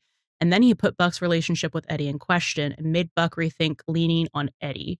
And I really think that it had more to do with 905 than this, but I really think that it's still giving a lens into it with this quote, because it's like he could have stayed there and leaned on Eddie and they could have leaned on each other like this transitional time and their grief and like been there for each other like they always have. But he was like, I need to leave because I can't have like another fight happen. I can't lean on Eddie and have it be weird, because it's like he has these things in his head now that Tommy put there about his relationship with Eddie that is, I don't know how far to the surface it still is lingering there, but it's like Tommy brought it up. Maddie kind of backed up the thoughts. So it's not just Tommy, it's his sister too, being like, would it be so crazy? So like, then like who else is thinking that, you know? Exactly. So it's like before he could mess up that relationship. Any further, it was like he took himself out of the equation, you know, because instead of doing what would have been best for both of them, probably, which was to just not even for like buddy purposes, just to like be there for each other through like this like emotional time period of grieving Bobby, you know, especially after like they had that like devastating fight and they just made up. He was like, okay, glad we made up. Glad you're moving back. I'm going to go. Yeah. Because it'll hurt less if I walk away. But now he knows that it doesn't actually hurt any less. And it's so funny because it's almost, he's giving this advice to Harry. Yes. But he's almost applying it for himself in the opposite way. So he's telling Harry, like, giving it up is not going to hurt any less than having them take it away. So like, you might as well try. And if they say no, they say no. But for Buck, it's like a control thing. He is trying to hold on to his control and autonomy by removing himself from the situation before he can get hurt first, because it's still going to hurt. But this way he has like more of a semblance of control over it in his mind. Yeah. Which is like, it's still gonna hurt, but now you're just like doing it to yourself. Yeah. It's just the very direct, like TLDR of this is like the direct analogy is like, so for Harry, it's him wanting to be a firefighter, but what he thinks is going to keep him from being that is his record. So he's just walking away. For Buck, it's him wanting to be with Eddie, but what's keeping him from doing that is that Eddie's straight. So that's exactly it. So it's like he's walking away from the thing that he really wants before he can be told that he can't have it, before it can be taken away from him. Which is the opposite of what he's telling Harry. And it's like, you're giving great advice, but also like, listen to your own advice. Take it. Yeah. So it's just so interesting that we're getting all these little nuggets, like, and they're not even like, you know, buddy scenes. Yeah. But there's buddy everywhere. There's buddy in the air. Yeah. Now I know Syl brought up stuff about framing Buddy in the same scenes, but also I just wanted to specify this one moment where it's just like big old hard eyes that Buck is looking over at Eddie when they're giving Chimney the gift. It's just, I don't really have much to say about that except just like look at them. Look at them. Look at him looking at him. Yeah, and it seems like there's a lot of intentionality there in that expression, and I don't know if it's being played of more like, yeah, this was Eddie's idea to give this gift, or a little more, you know? We'd love to talk, Oliver. We'd love to talk about your faces. We'd love to talk about the exponential growth in the hard eyes, you know? Yeah. Like I want to specifically talk about the 905. I was like clapping like a seal. Blink, blink. Yeah. Big smile, clapping like a seal. Yeah. Yeah. Would love to talk about it. I saw a tweet that I thought was interesting, and it was saying how kind of highlighting the different relationships that we're seeing with Buck. So like specifically his brotherly relationship with Harry and Chimney, and his working relationship and friendship with Ravi. Yet what we see with Buck and Eddie is his jealousy and his joy at hanging out with him, which are very different than what's being set up with his other relationships with the 118 and his family and stuff like that. So it's just another one of those, like, which of these things is not like the other games that we like to play. And it's just further highlighting the differences. I think it's interesting, like the buddy stuff that we've been getting for season 9 versus like season 8. So like I'm going to talk about a little bit of structure. I feel like I've talked about this in the lives a little bit, but like I think that I just feel like with how they've structured like storylines and stuff from like season 8, I think it's very, to me, I think this is why I'm not dooming. It's because like season 8, the way we started, I don't think we really got like true buddy scenes, like, or buddy episodes or like one-on-ones. We didn't get really a one-on-one with them until like, confessions. They don't talk. But they don't talk. Yeah. And then you have, I think the first like buddy scene, them talking together, is 808. At the end of 808. Yeah. And then we have that buddy pilled episode and the buddy pilled arc and all of that. And so that's why I keep saying, I'm like, oh, it's the buddy half. Yeah. Yeah. Yeah. So kind of like in a similar vein, season 9 is, we had some moments here and there, like in 901, in 902, 903, 904, we had them like mostly framed together, but working on like, the calls and stuff, really. 905, we finally have a scene of them together. It's a charged, not charged, that's not the word I want to use, but there's like it's kind of like an emotional scene. They're also framed together. And 906, we get more framing. So I do kind of expect that we're going to get something soon, but it just feels like they leave the buddy pilled or the buddy half more like mid-season.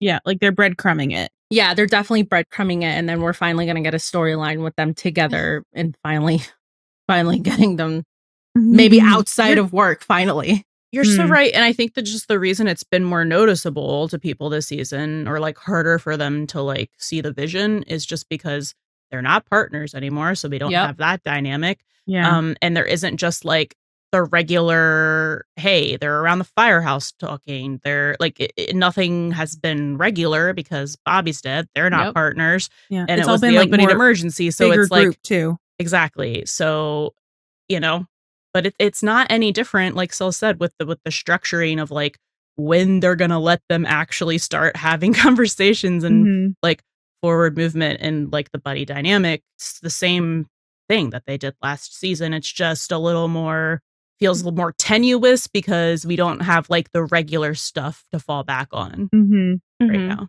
Yeah. And I want to add too, like at the beginning of season 8, Buck was a Tommy.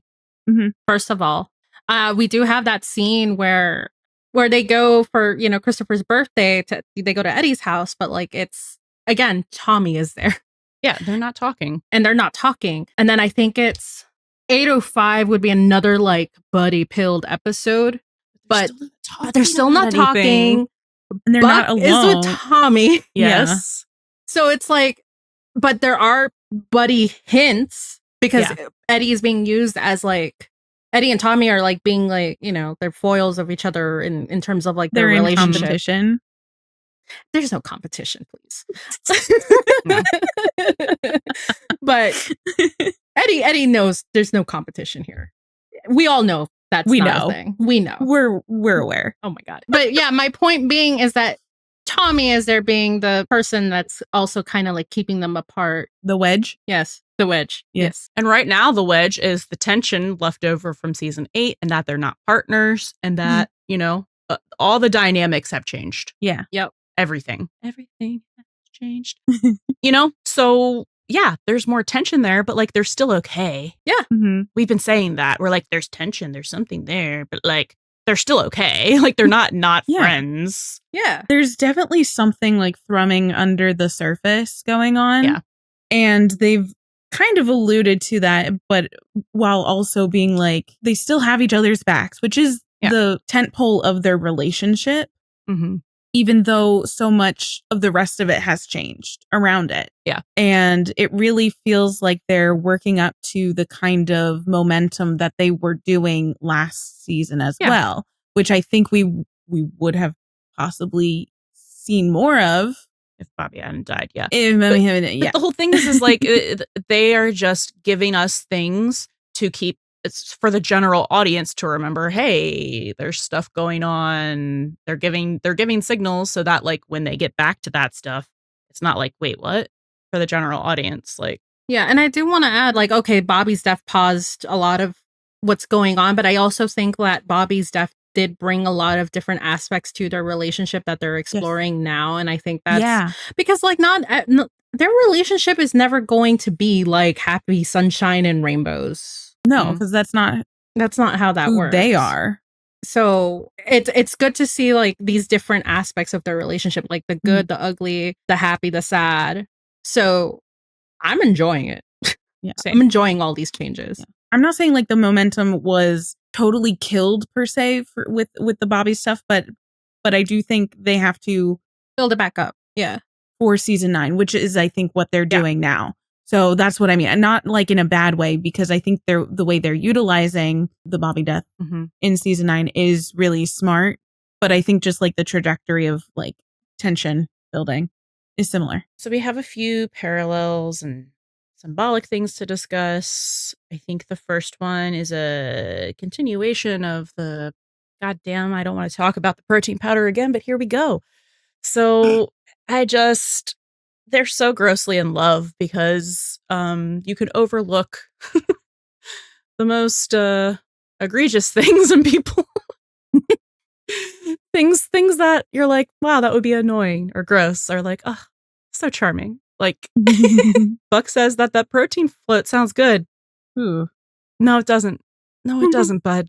And you know, Eddie loves Buck's bad baking. Mm-hmm. It's just it's like, yeah, it's I don't even know what the blank for blank is here. It's like mixology. Bad idea for bad idea, or like bad mixology for bad baking. They're great at parties. Bad food.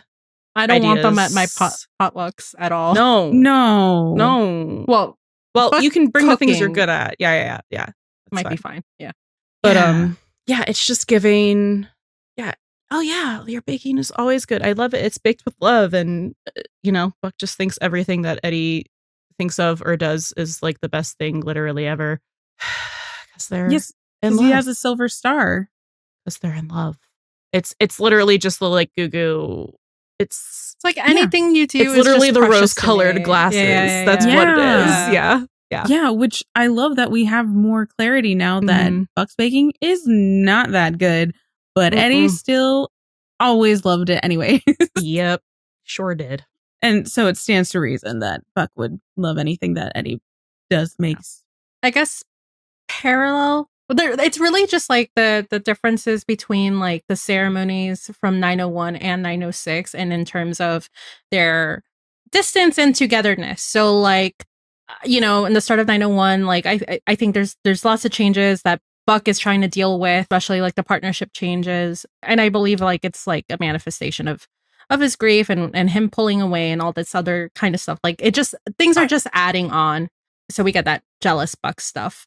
So he and Robbie we see them paired together in 901, while Eddie and Hen are paired together during the ceremony. But now in 906, we see Robbie talking to other people like May and Karen, like we spot them at the table, probably gossiping.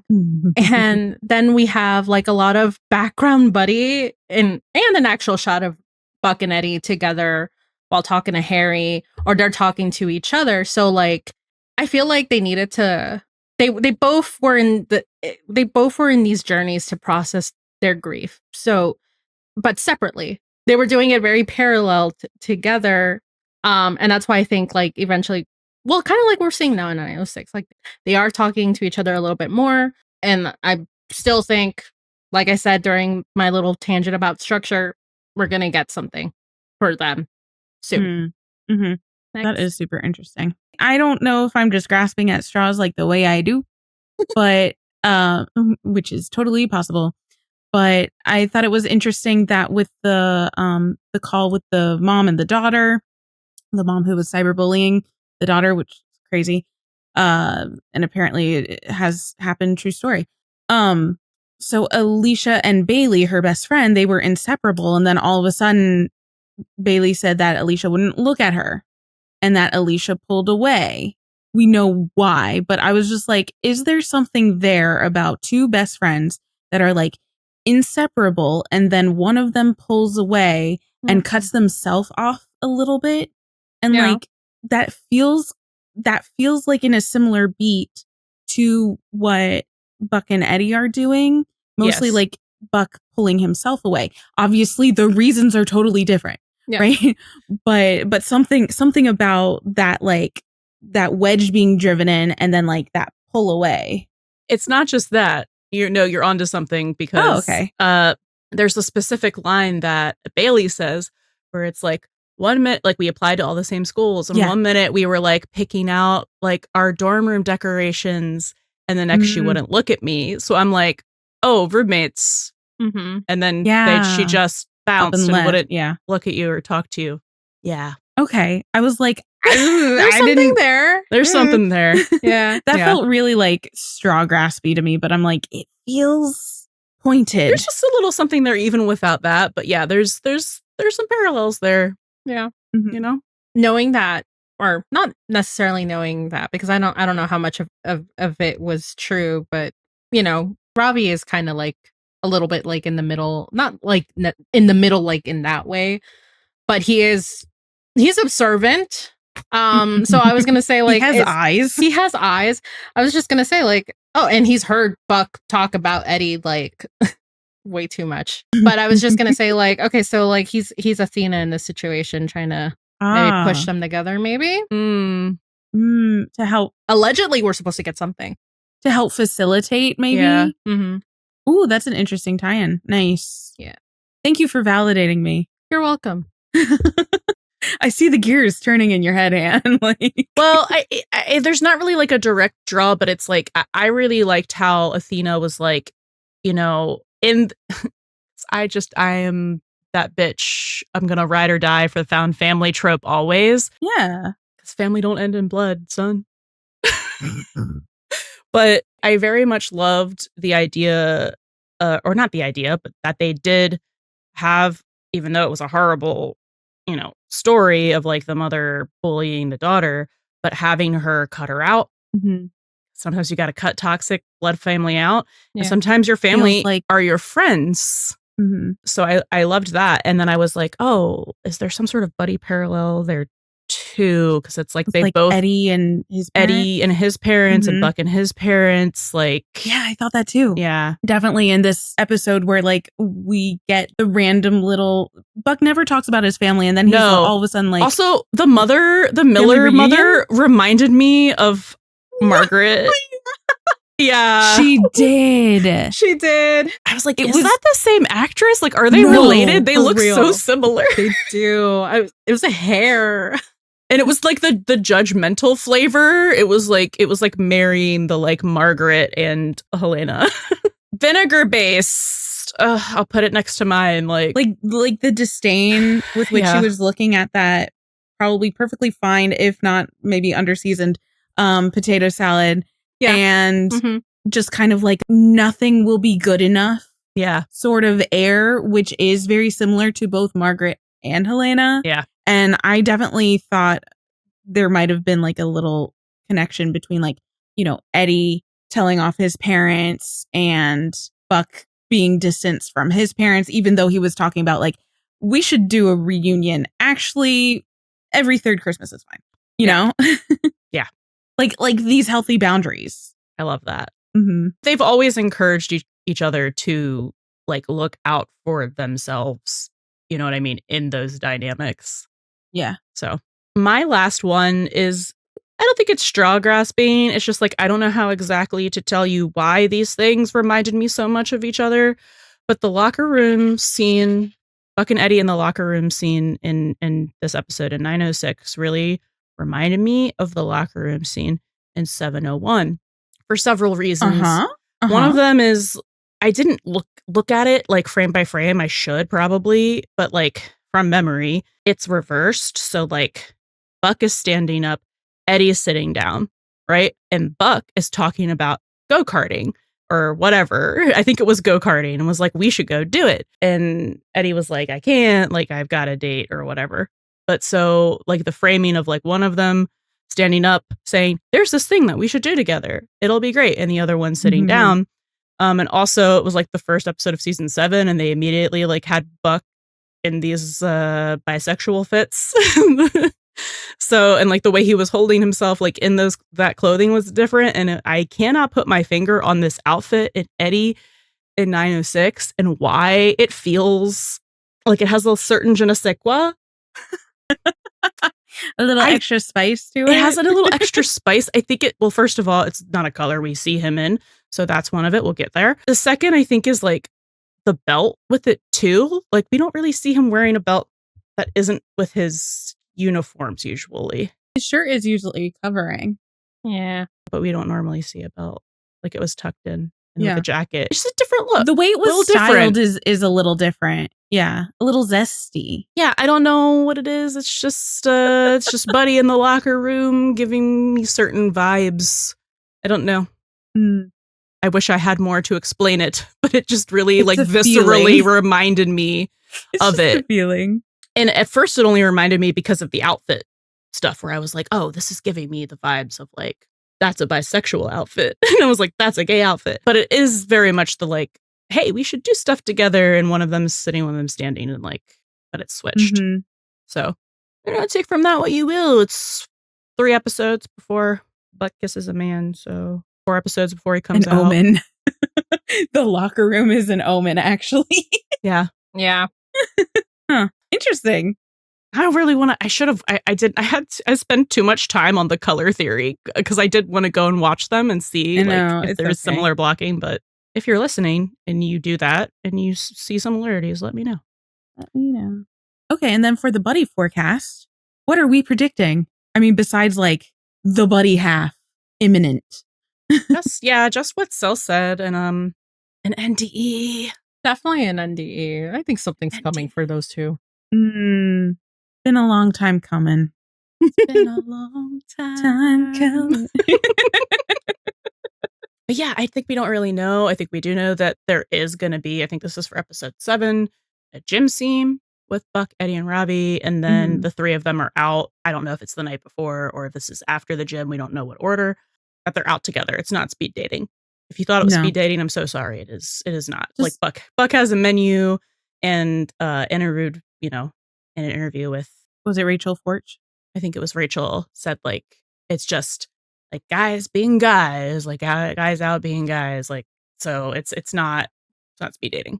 Would love to see it, but I think we just have to stick to AO3 for that. But yeah, also, I don't have any specifics. Please just make some fics for that. But there's a couple. There are a couple. Nice. But yeah, I think that's it. We are just looking forward to whatever happens. So, we're buckled in. We're along for the ride. We are, and we think it's about to, get bumpier. It's gonna get high octane. Yeah, it's gonna get bucklier. Is that not what you said? No. Oh. I thought you said it was gonna get bucklier. I said it's gonna get bumpier. Yeah. Can I make this a thing? It's gonna get bucklier. Bucklier? Yeah. Sure. Yeah, sure. Okay. Well, this leads us into our Best Buddy Appreciation and mini segment. And what they voted for is Buddy Color Theory. And I'm really excited to talk about it. And, I'm sorry if you're not a Best Buddy, because I'm sure it's going to be good. Just like all our other Best Buddy ones that we can't share. And we say really great things. And then we're like, damn, only these handful of people get to know how smart we are. They all know. Well, that was tooting our own.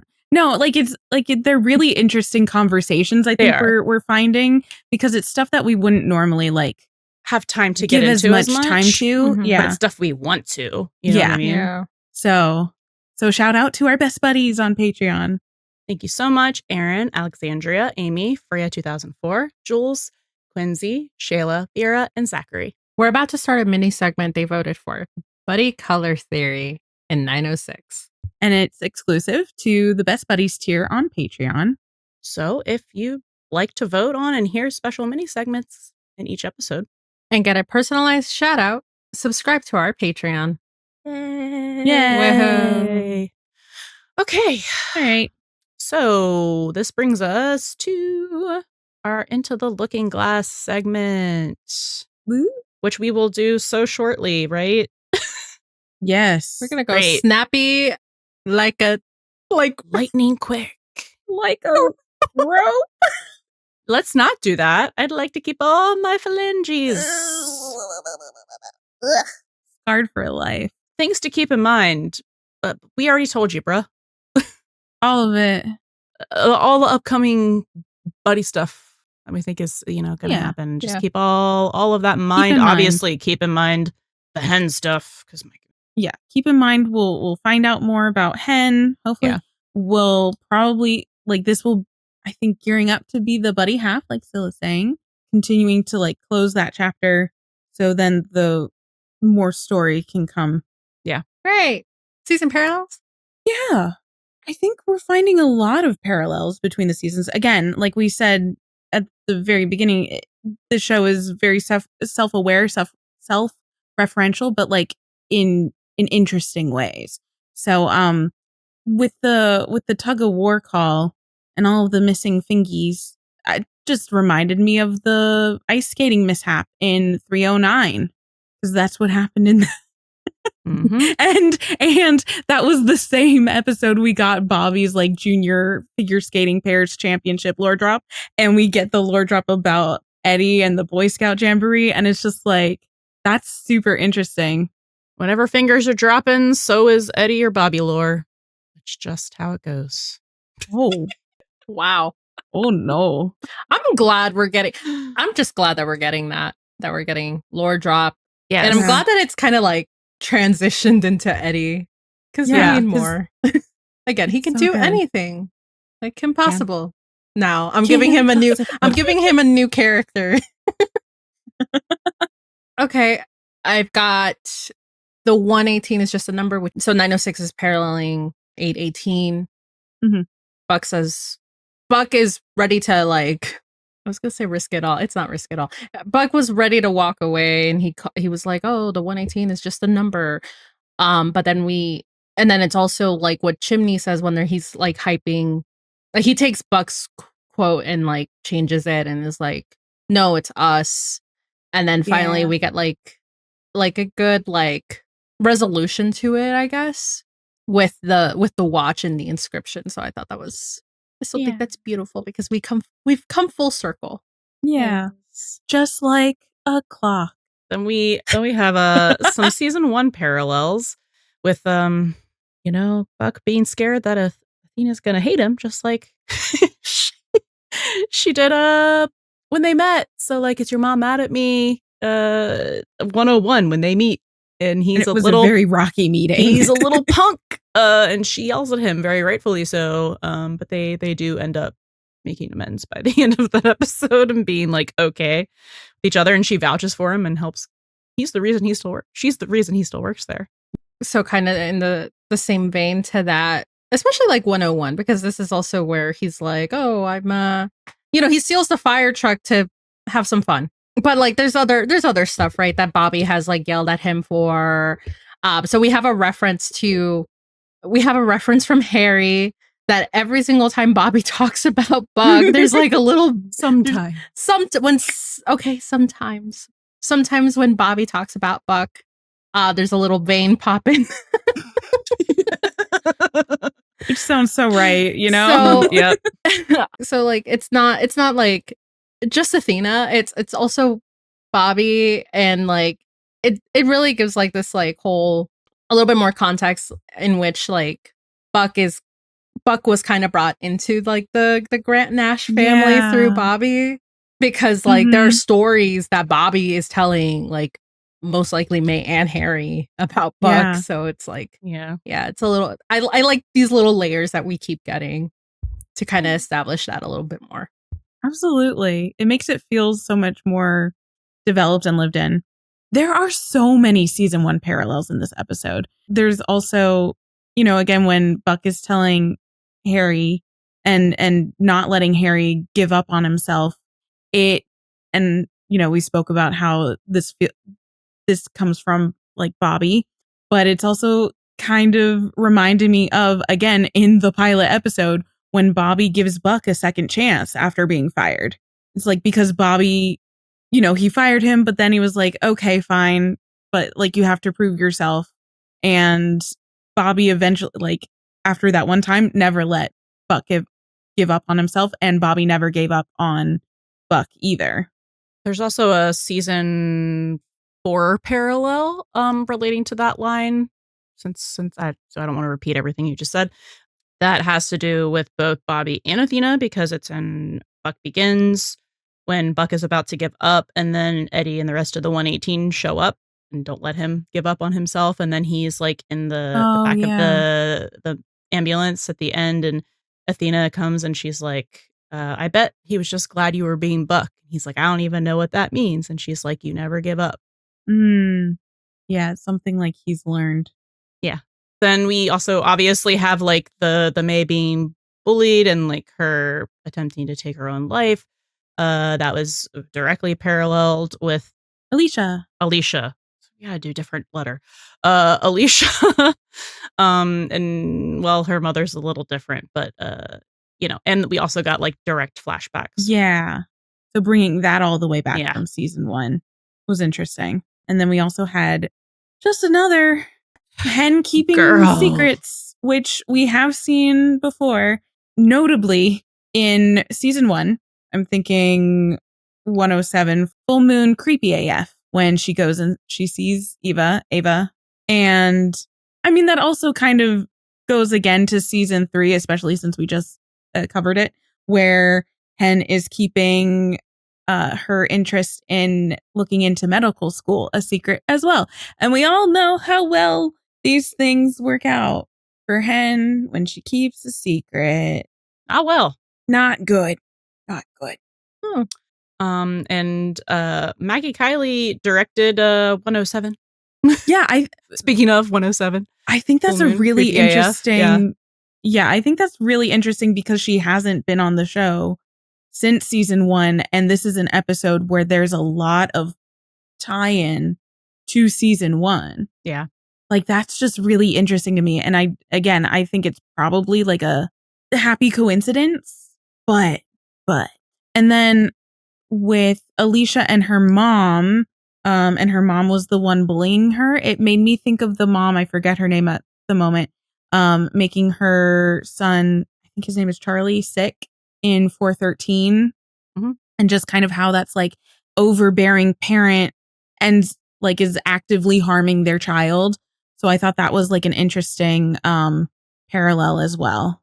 I think we have like possible foreshadowing. So like Buck has a line in the opening emergency with the family reunion about like wanting a family reunion with their families. I mean, the episode does kind of end with a family reunion technically, because you've got like at the captain ceremony for Chimney, you've got like the Hans, the Lees, the Grants, the Wilsons, Ravi, Buck, and Eddie, just, without Christopher, I think Denny and Amara. Why did I call her Amara? Denny and Mara. But it would be nice, like kind of like aligning it with season 3, because this does feel like very season 3-esque. Season 9 is. I feel like season 9 should end with like Harry's graduation. I know this feels like a wish list item, but I mean, I feel like it is likely that we are going to end with Harry's graduation anyway. And I think it should be at Buck's place because he's got a massive backyard.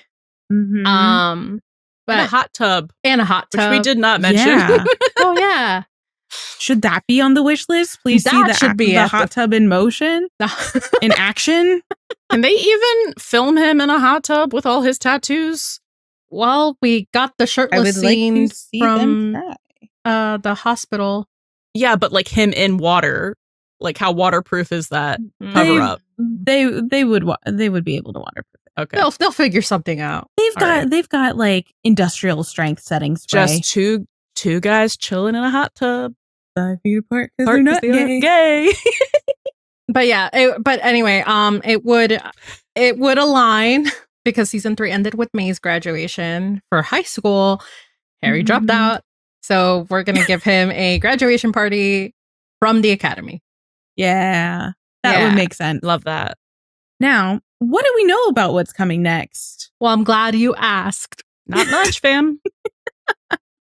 But also not much. Okay, we've got a couple of like episode title reveals and some writer reveals that we got this lovely morning of November 14th. Okay, so for the next like the next slate of episodes, or this next list of episodes that I've got some stuff for 907 all the way to 910. So for 907, we don't know the title yet, but it's been confirmed that Lindsay Bulio will be writing that episode. Yeah, I've missed her. Yeah, she's currently now a consulting producer on the show. Same as Monfet. So that's an interesting title. Next we have 908, which is titled War, which I don't remember if I mentioned it last special, but it was, you could see it in one of the scripts. There was some behind the scenes and you saw the title in the scripts. So yeah, this has now been confirmed that Molly Green, James Leffler, and Emmy Savard will be writing this, which I think is very interesting. Oh, that's going to be a good one. 909 is titled Fighting Back. We don't know the writers, but I would assume, I'm just assuming here. It's a two-parter. It's probably it feels the same. Yeah, it's Molly Green, James Leffler, and Emmy Savard. That would make sense. We could change the third one. Yeah. Could just be Molly James and Molly Tim James. Sometimes. Tim. Could be Tim or Monfet because 910, which we don't have a title right now, it's TBD from the last time that we saw the call sheet. It's written by Christopher Monfet and Taylor Wong. Also interesting. That's going to be an interesting pairing too. Excited for that one. That is like the Eddie Pilled writer and the Buck Pilled writer. So yeah, very interesting. Very interesting. And it's like serious with like the weird, goofy. So it's just going to be the vibes. The vibes are high. I'm excited for I'm excited for the lineup. It's very interesting. We've got some strong writers, and again, the titles that we have gotten can always change. That is true. Or hey, the production code mishaps that we keep getting. So also that, take it with a grain of salt. And then just like a brief thing, we did get an interview with 911 Nashville showrunner Rashad Raisani, and he did mention that they are working on a crossover. And he said in the interview, the chances for a crossover are really good. They're in the works for a more muscular crossover, the scope of which will definitely involve some characters from the mothership coming in person. And he said, okay, beam me up. I know. He said, as of the day that he was doing this interview, we're figuring it out literally as of today, if it's going to be a couple or if it's going to be many, and if it's going to be a more personal adventure or a professional one. But we'll do a more true crossover this season in the back half. So I think that will also play a factor in 911 at some point, depending on whether like they go to Nashville comes here, something like that. So just like, it's gonna happen. We don't know in what capacity. I think we're still like firefighter games, so we can see like a lot of the characters interact. Yeah, that'll be more fun. Maybe a rodeo. I think that's all we know. I mean, Buck worked on a ranch. Oh, Eddie most likely knows how to Eddie's dance. kind of a cowboy. Yeah, he knows how to do everything. So anyway, we'd love to read you some promo quotes from Tim or literally anyone else, but we have none. So interesting. But thank you for keeping this short. Let's keep going. We're going to move on to our wish list. But the first thing I think we should do is kind of talk about a question that we got from Meg G in our live stream on the night of on Thursday 906 airing, that asked, what would we write for the next episode? And first we'll talk about like Hen, because like what the fuck is going on with Hen? Yeah. So my thought is like she probably has like an actual illness or something, but I'm like, what if it is literally just grief manifesting physically? Oh. Or like worsening like something, because a lot of autoimmune things, if you are like in intense, emotional distress, it triggers symptoms and makes them a lot worse and gives you flare-ups. So like even if it's not just, oh, it's nothing, it's your grief, like, oh, it's all in your head, kind of like Maddie's, losing her voice was all in her head. That's interesting. Yeah. Like a psychosomatic. So even if it's not that, maybe it is just like her grief triggered it and made it worse. And like once she deals with it, the symptoms are much more manageable, or a lot of them go away. Subside. Yeah. I was just gonna say, and it's kind of like a long time coming for us to see Hen deal with her grief, because we don't really see her do that at all this season. We just have a couple of little callbacks, like the one that just keeps popping up is like, hey, when she's talking to Athena or yelling at Athena, I lost him too, so, but we never, not like to the extent of all the other characters, we haven't really explored her grief. Yeah, I think I would like to see that too. We've also seen like the broken heart syndrome as well. So like, I think that's a definite possibility, but I think what we need and what we want to see is Hen's like grief moment. I know that everyone is like, it's lupus or it's MS or it's POTS, and like I understand the symptoms fit those things, and like it could be tied to her grief, but I really just think it's kind of a red herring, and especially in the promo where it's like, or the trailer for the next episode for 907, where she's like, I'm not ready for like this to be the end of my story. I just feel like it's a red herring. Yeah, that's a red herring. That's how it's they always do a it. red herring. And like we said, we've really touched directly on almost everyone else's grief except hers and May's, which we also and kind of Ravi need to see. Ravi too. Yeah.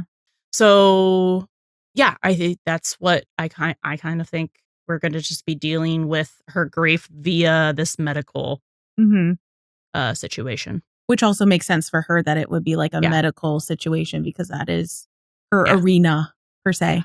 We would love to see more of a Ravi plot in that episode too, because we haven't really gotten any other than him being like supporting so far. I think we are going to see that. I'm pretty sure we're going to see that with the Buck and Eddie stuff. So yay for us. Yeah.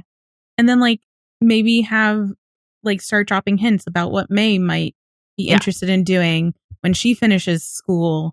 Because I think she said at the beginning, like she has enough credits to graduate in December.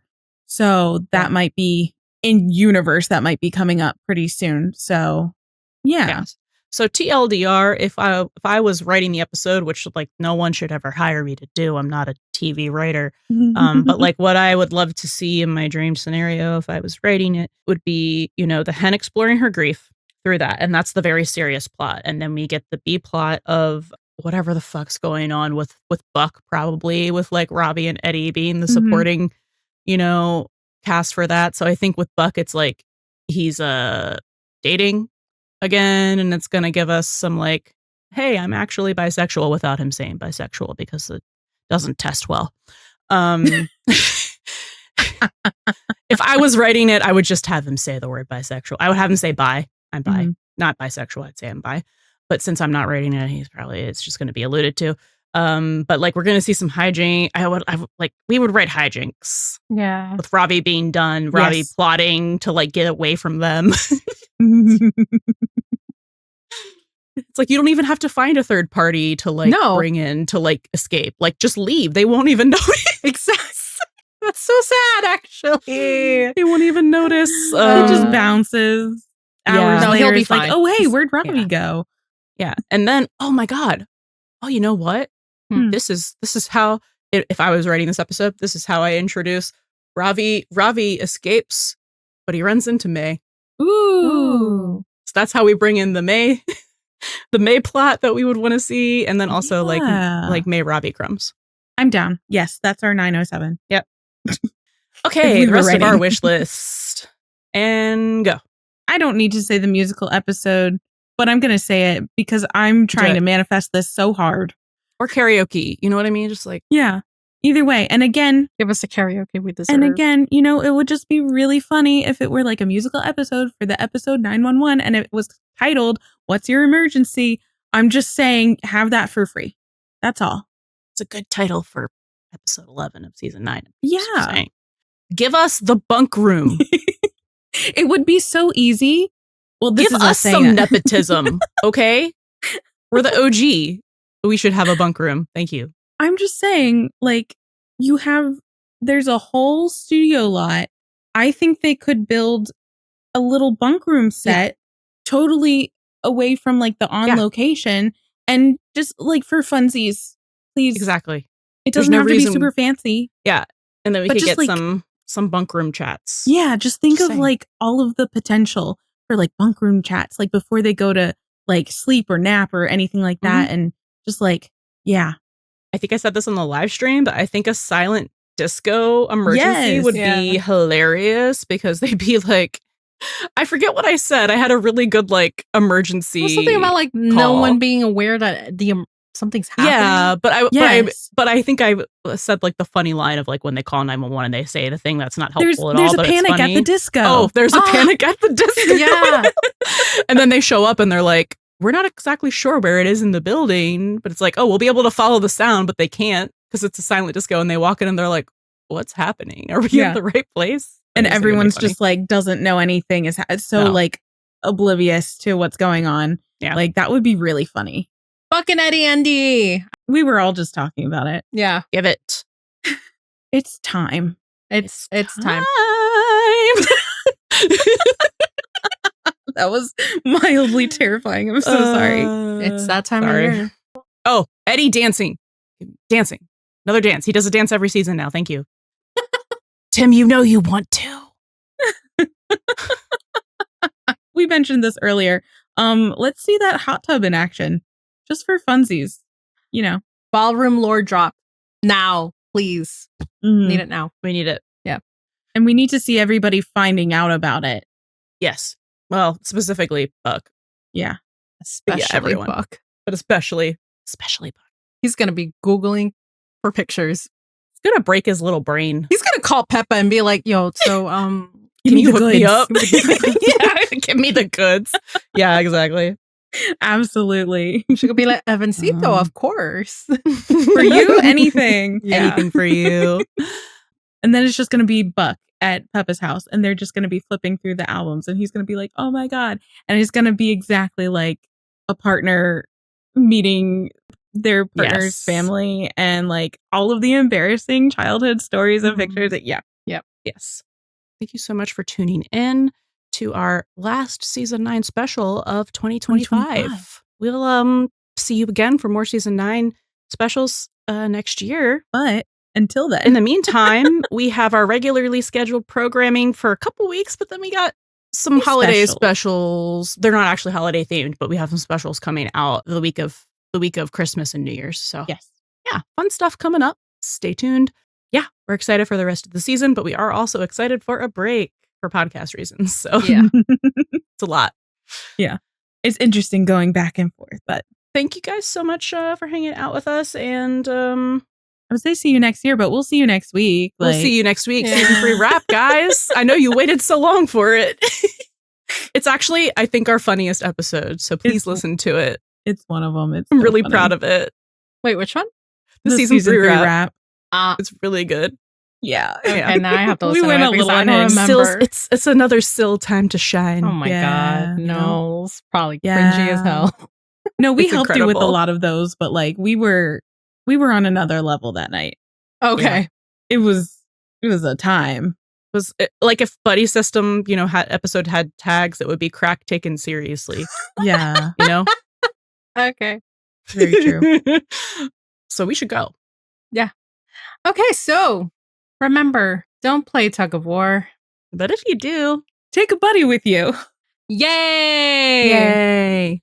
Thank you for listening to the Buddy System Podcast. Can't get enough of the buddies? Subscribe to our Patreon for access to our Discord community, full reaction videos, and even more exclusive content. And if you really want to make our day, leave a 5-star review on Spotify or Apple Podcasts.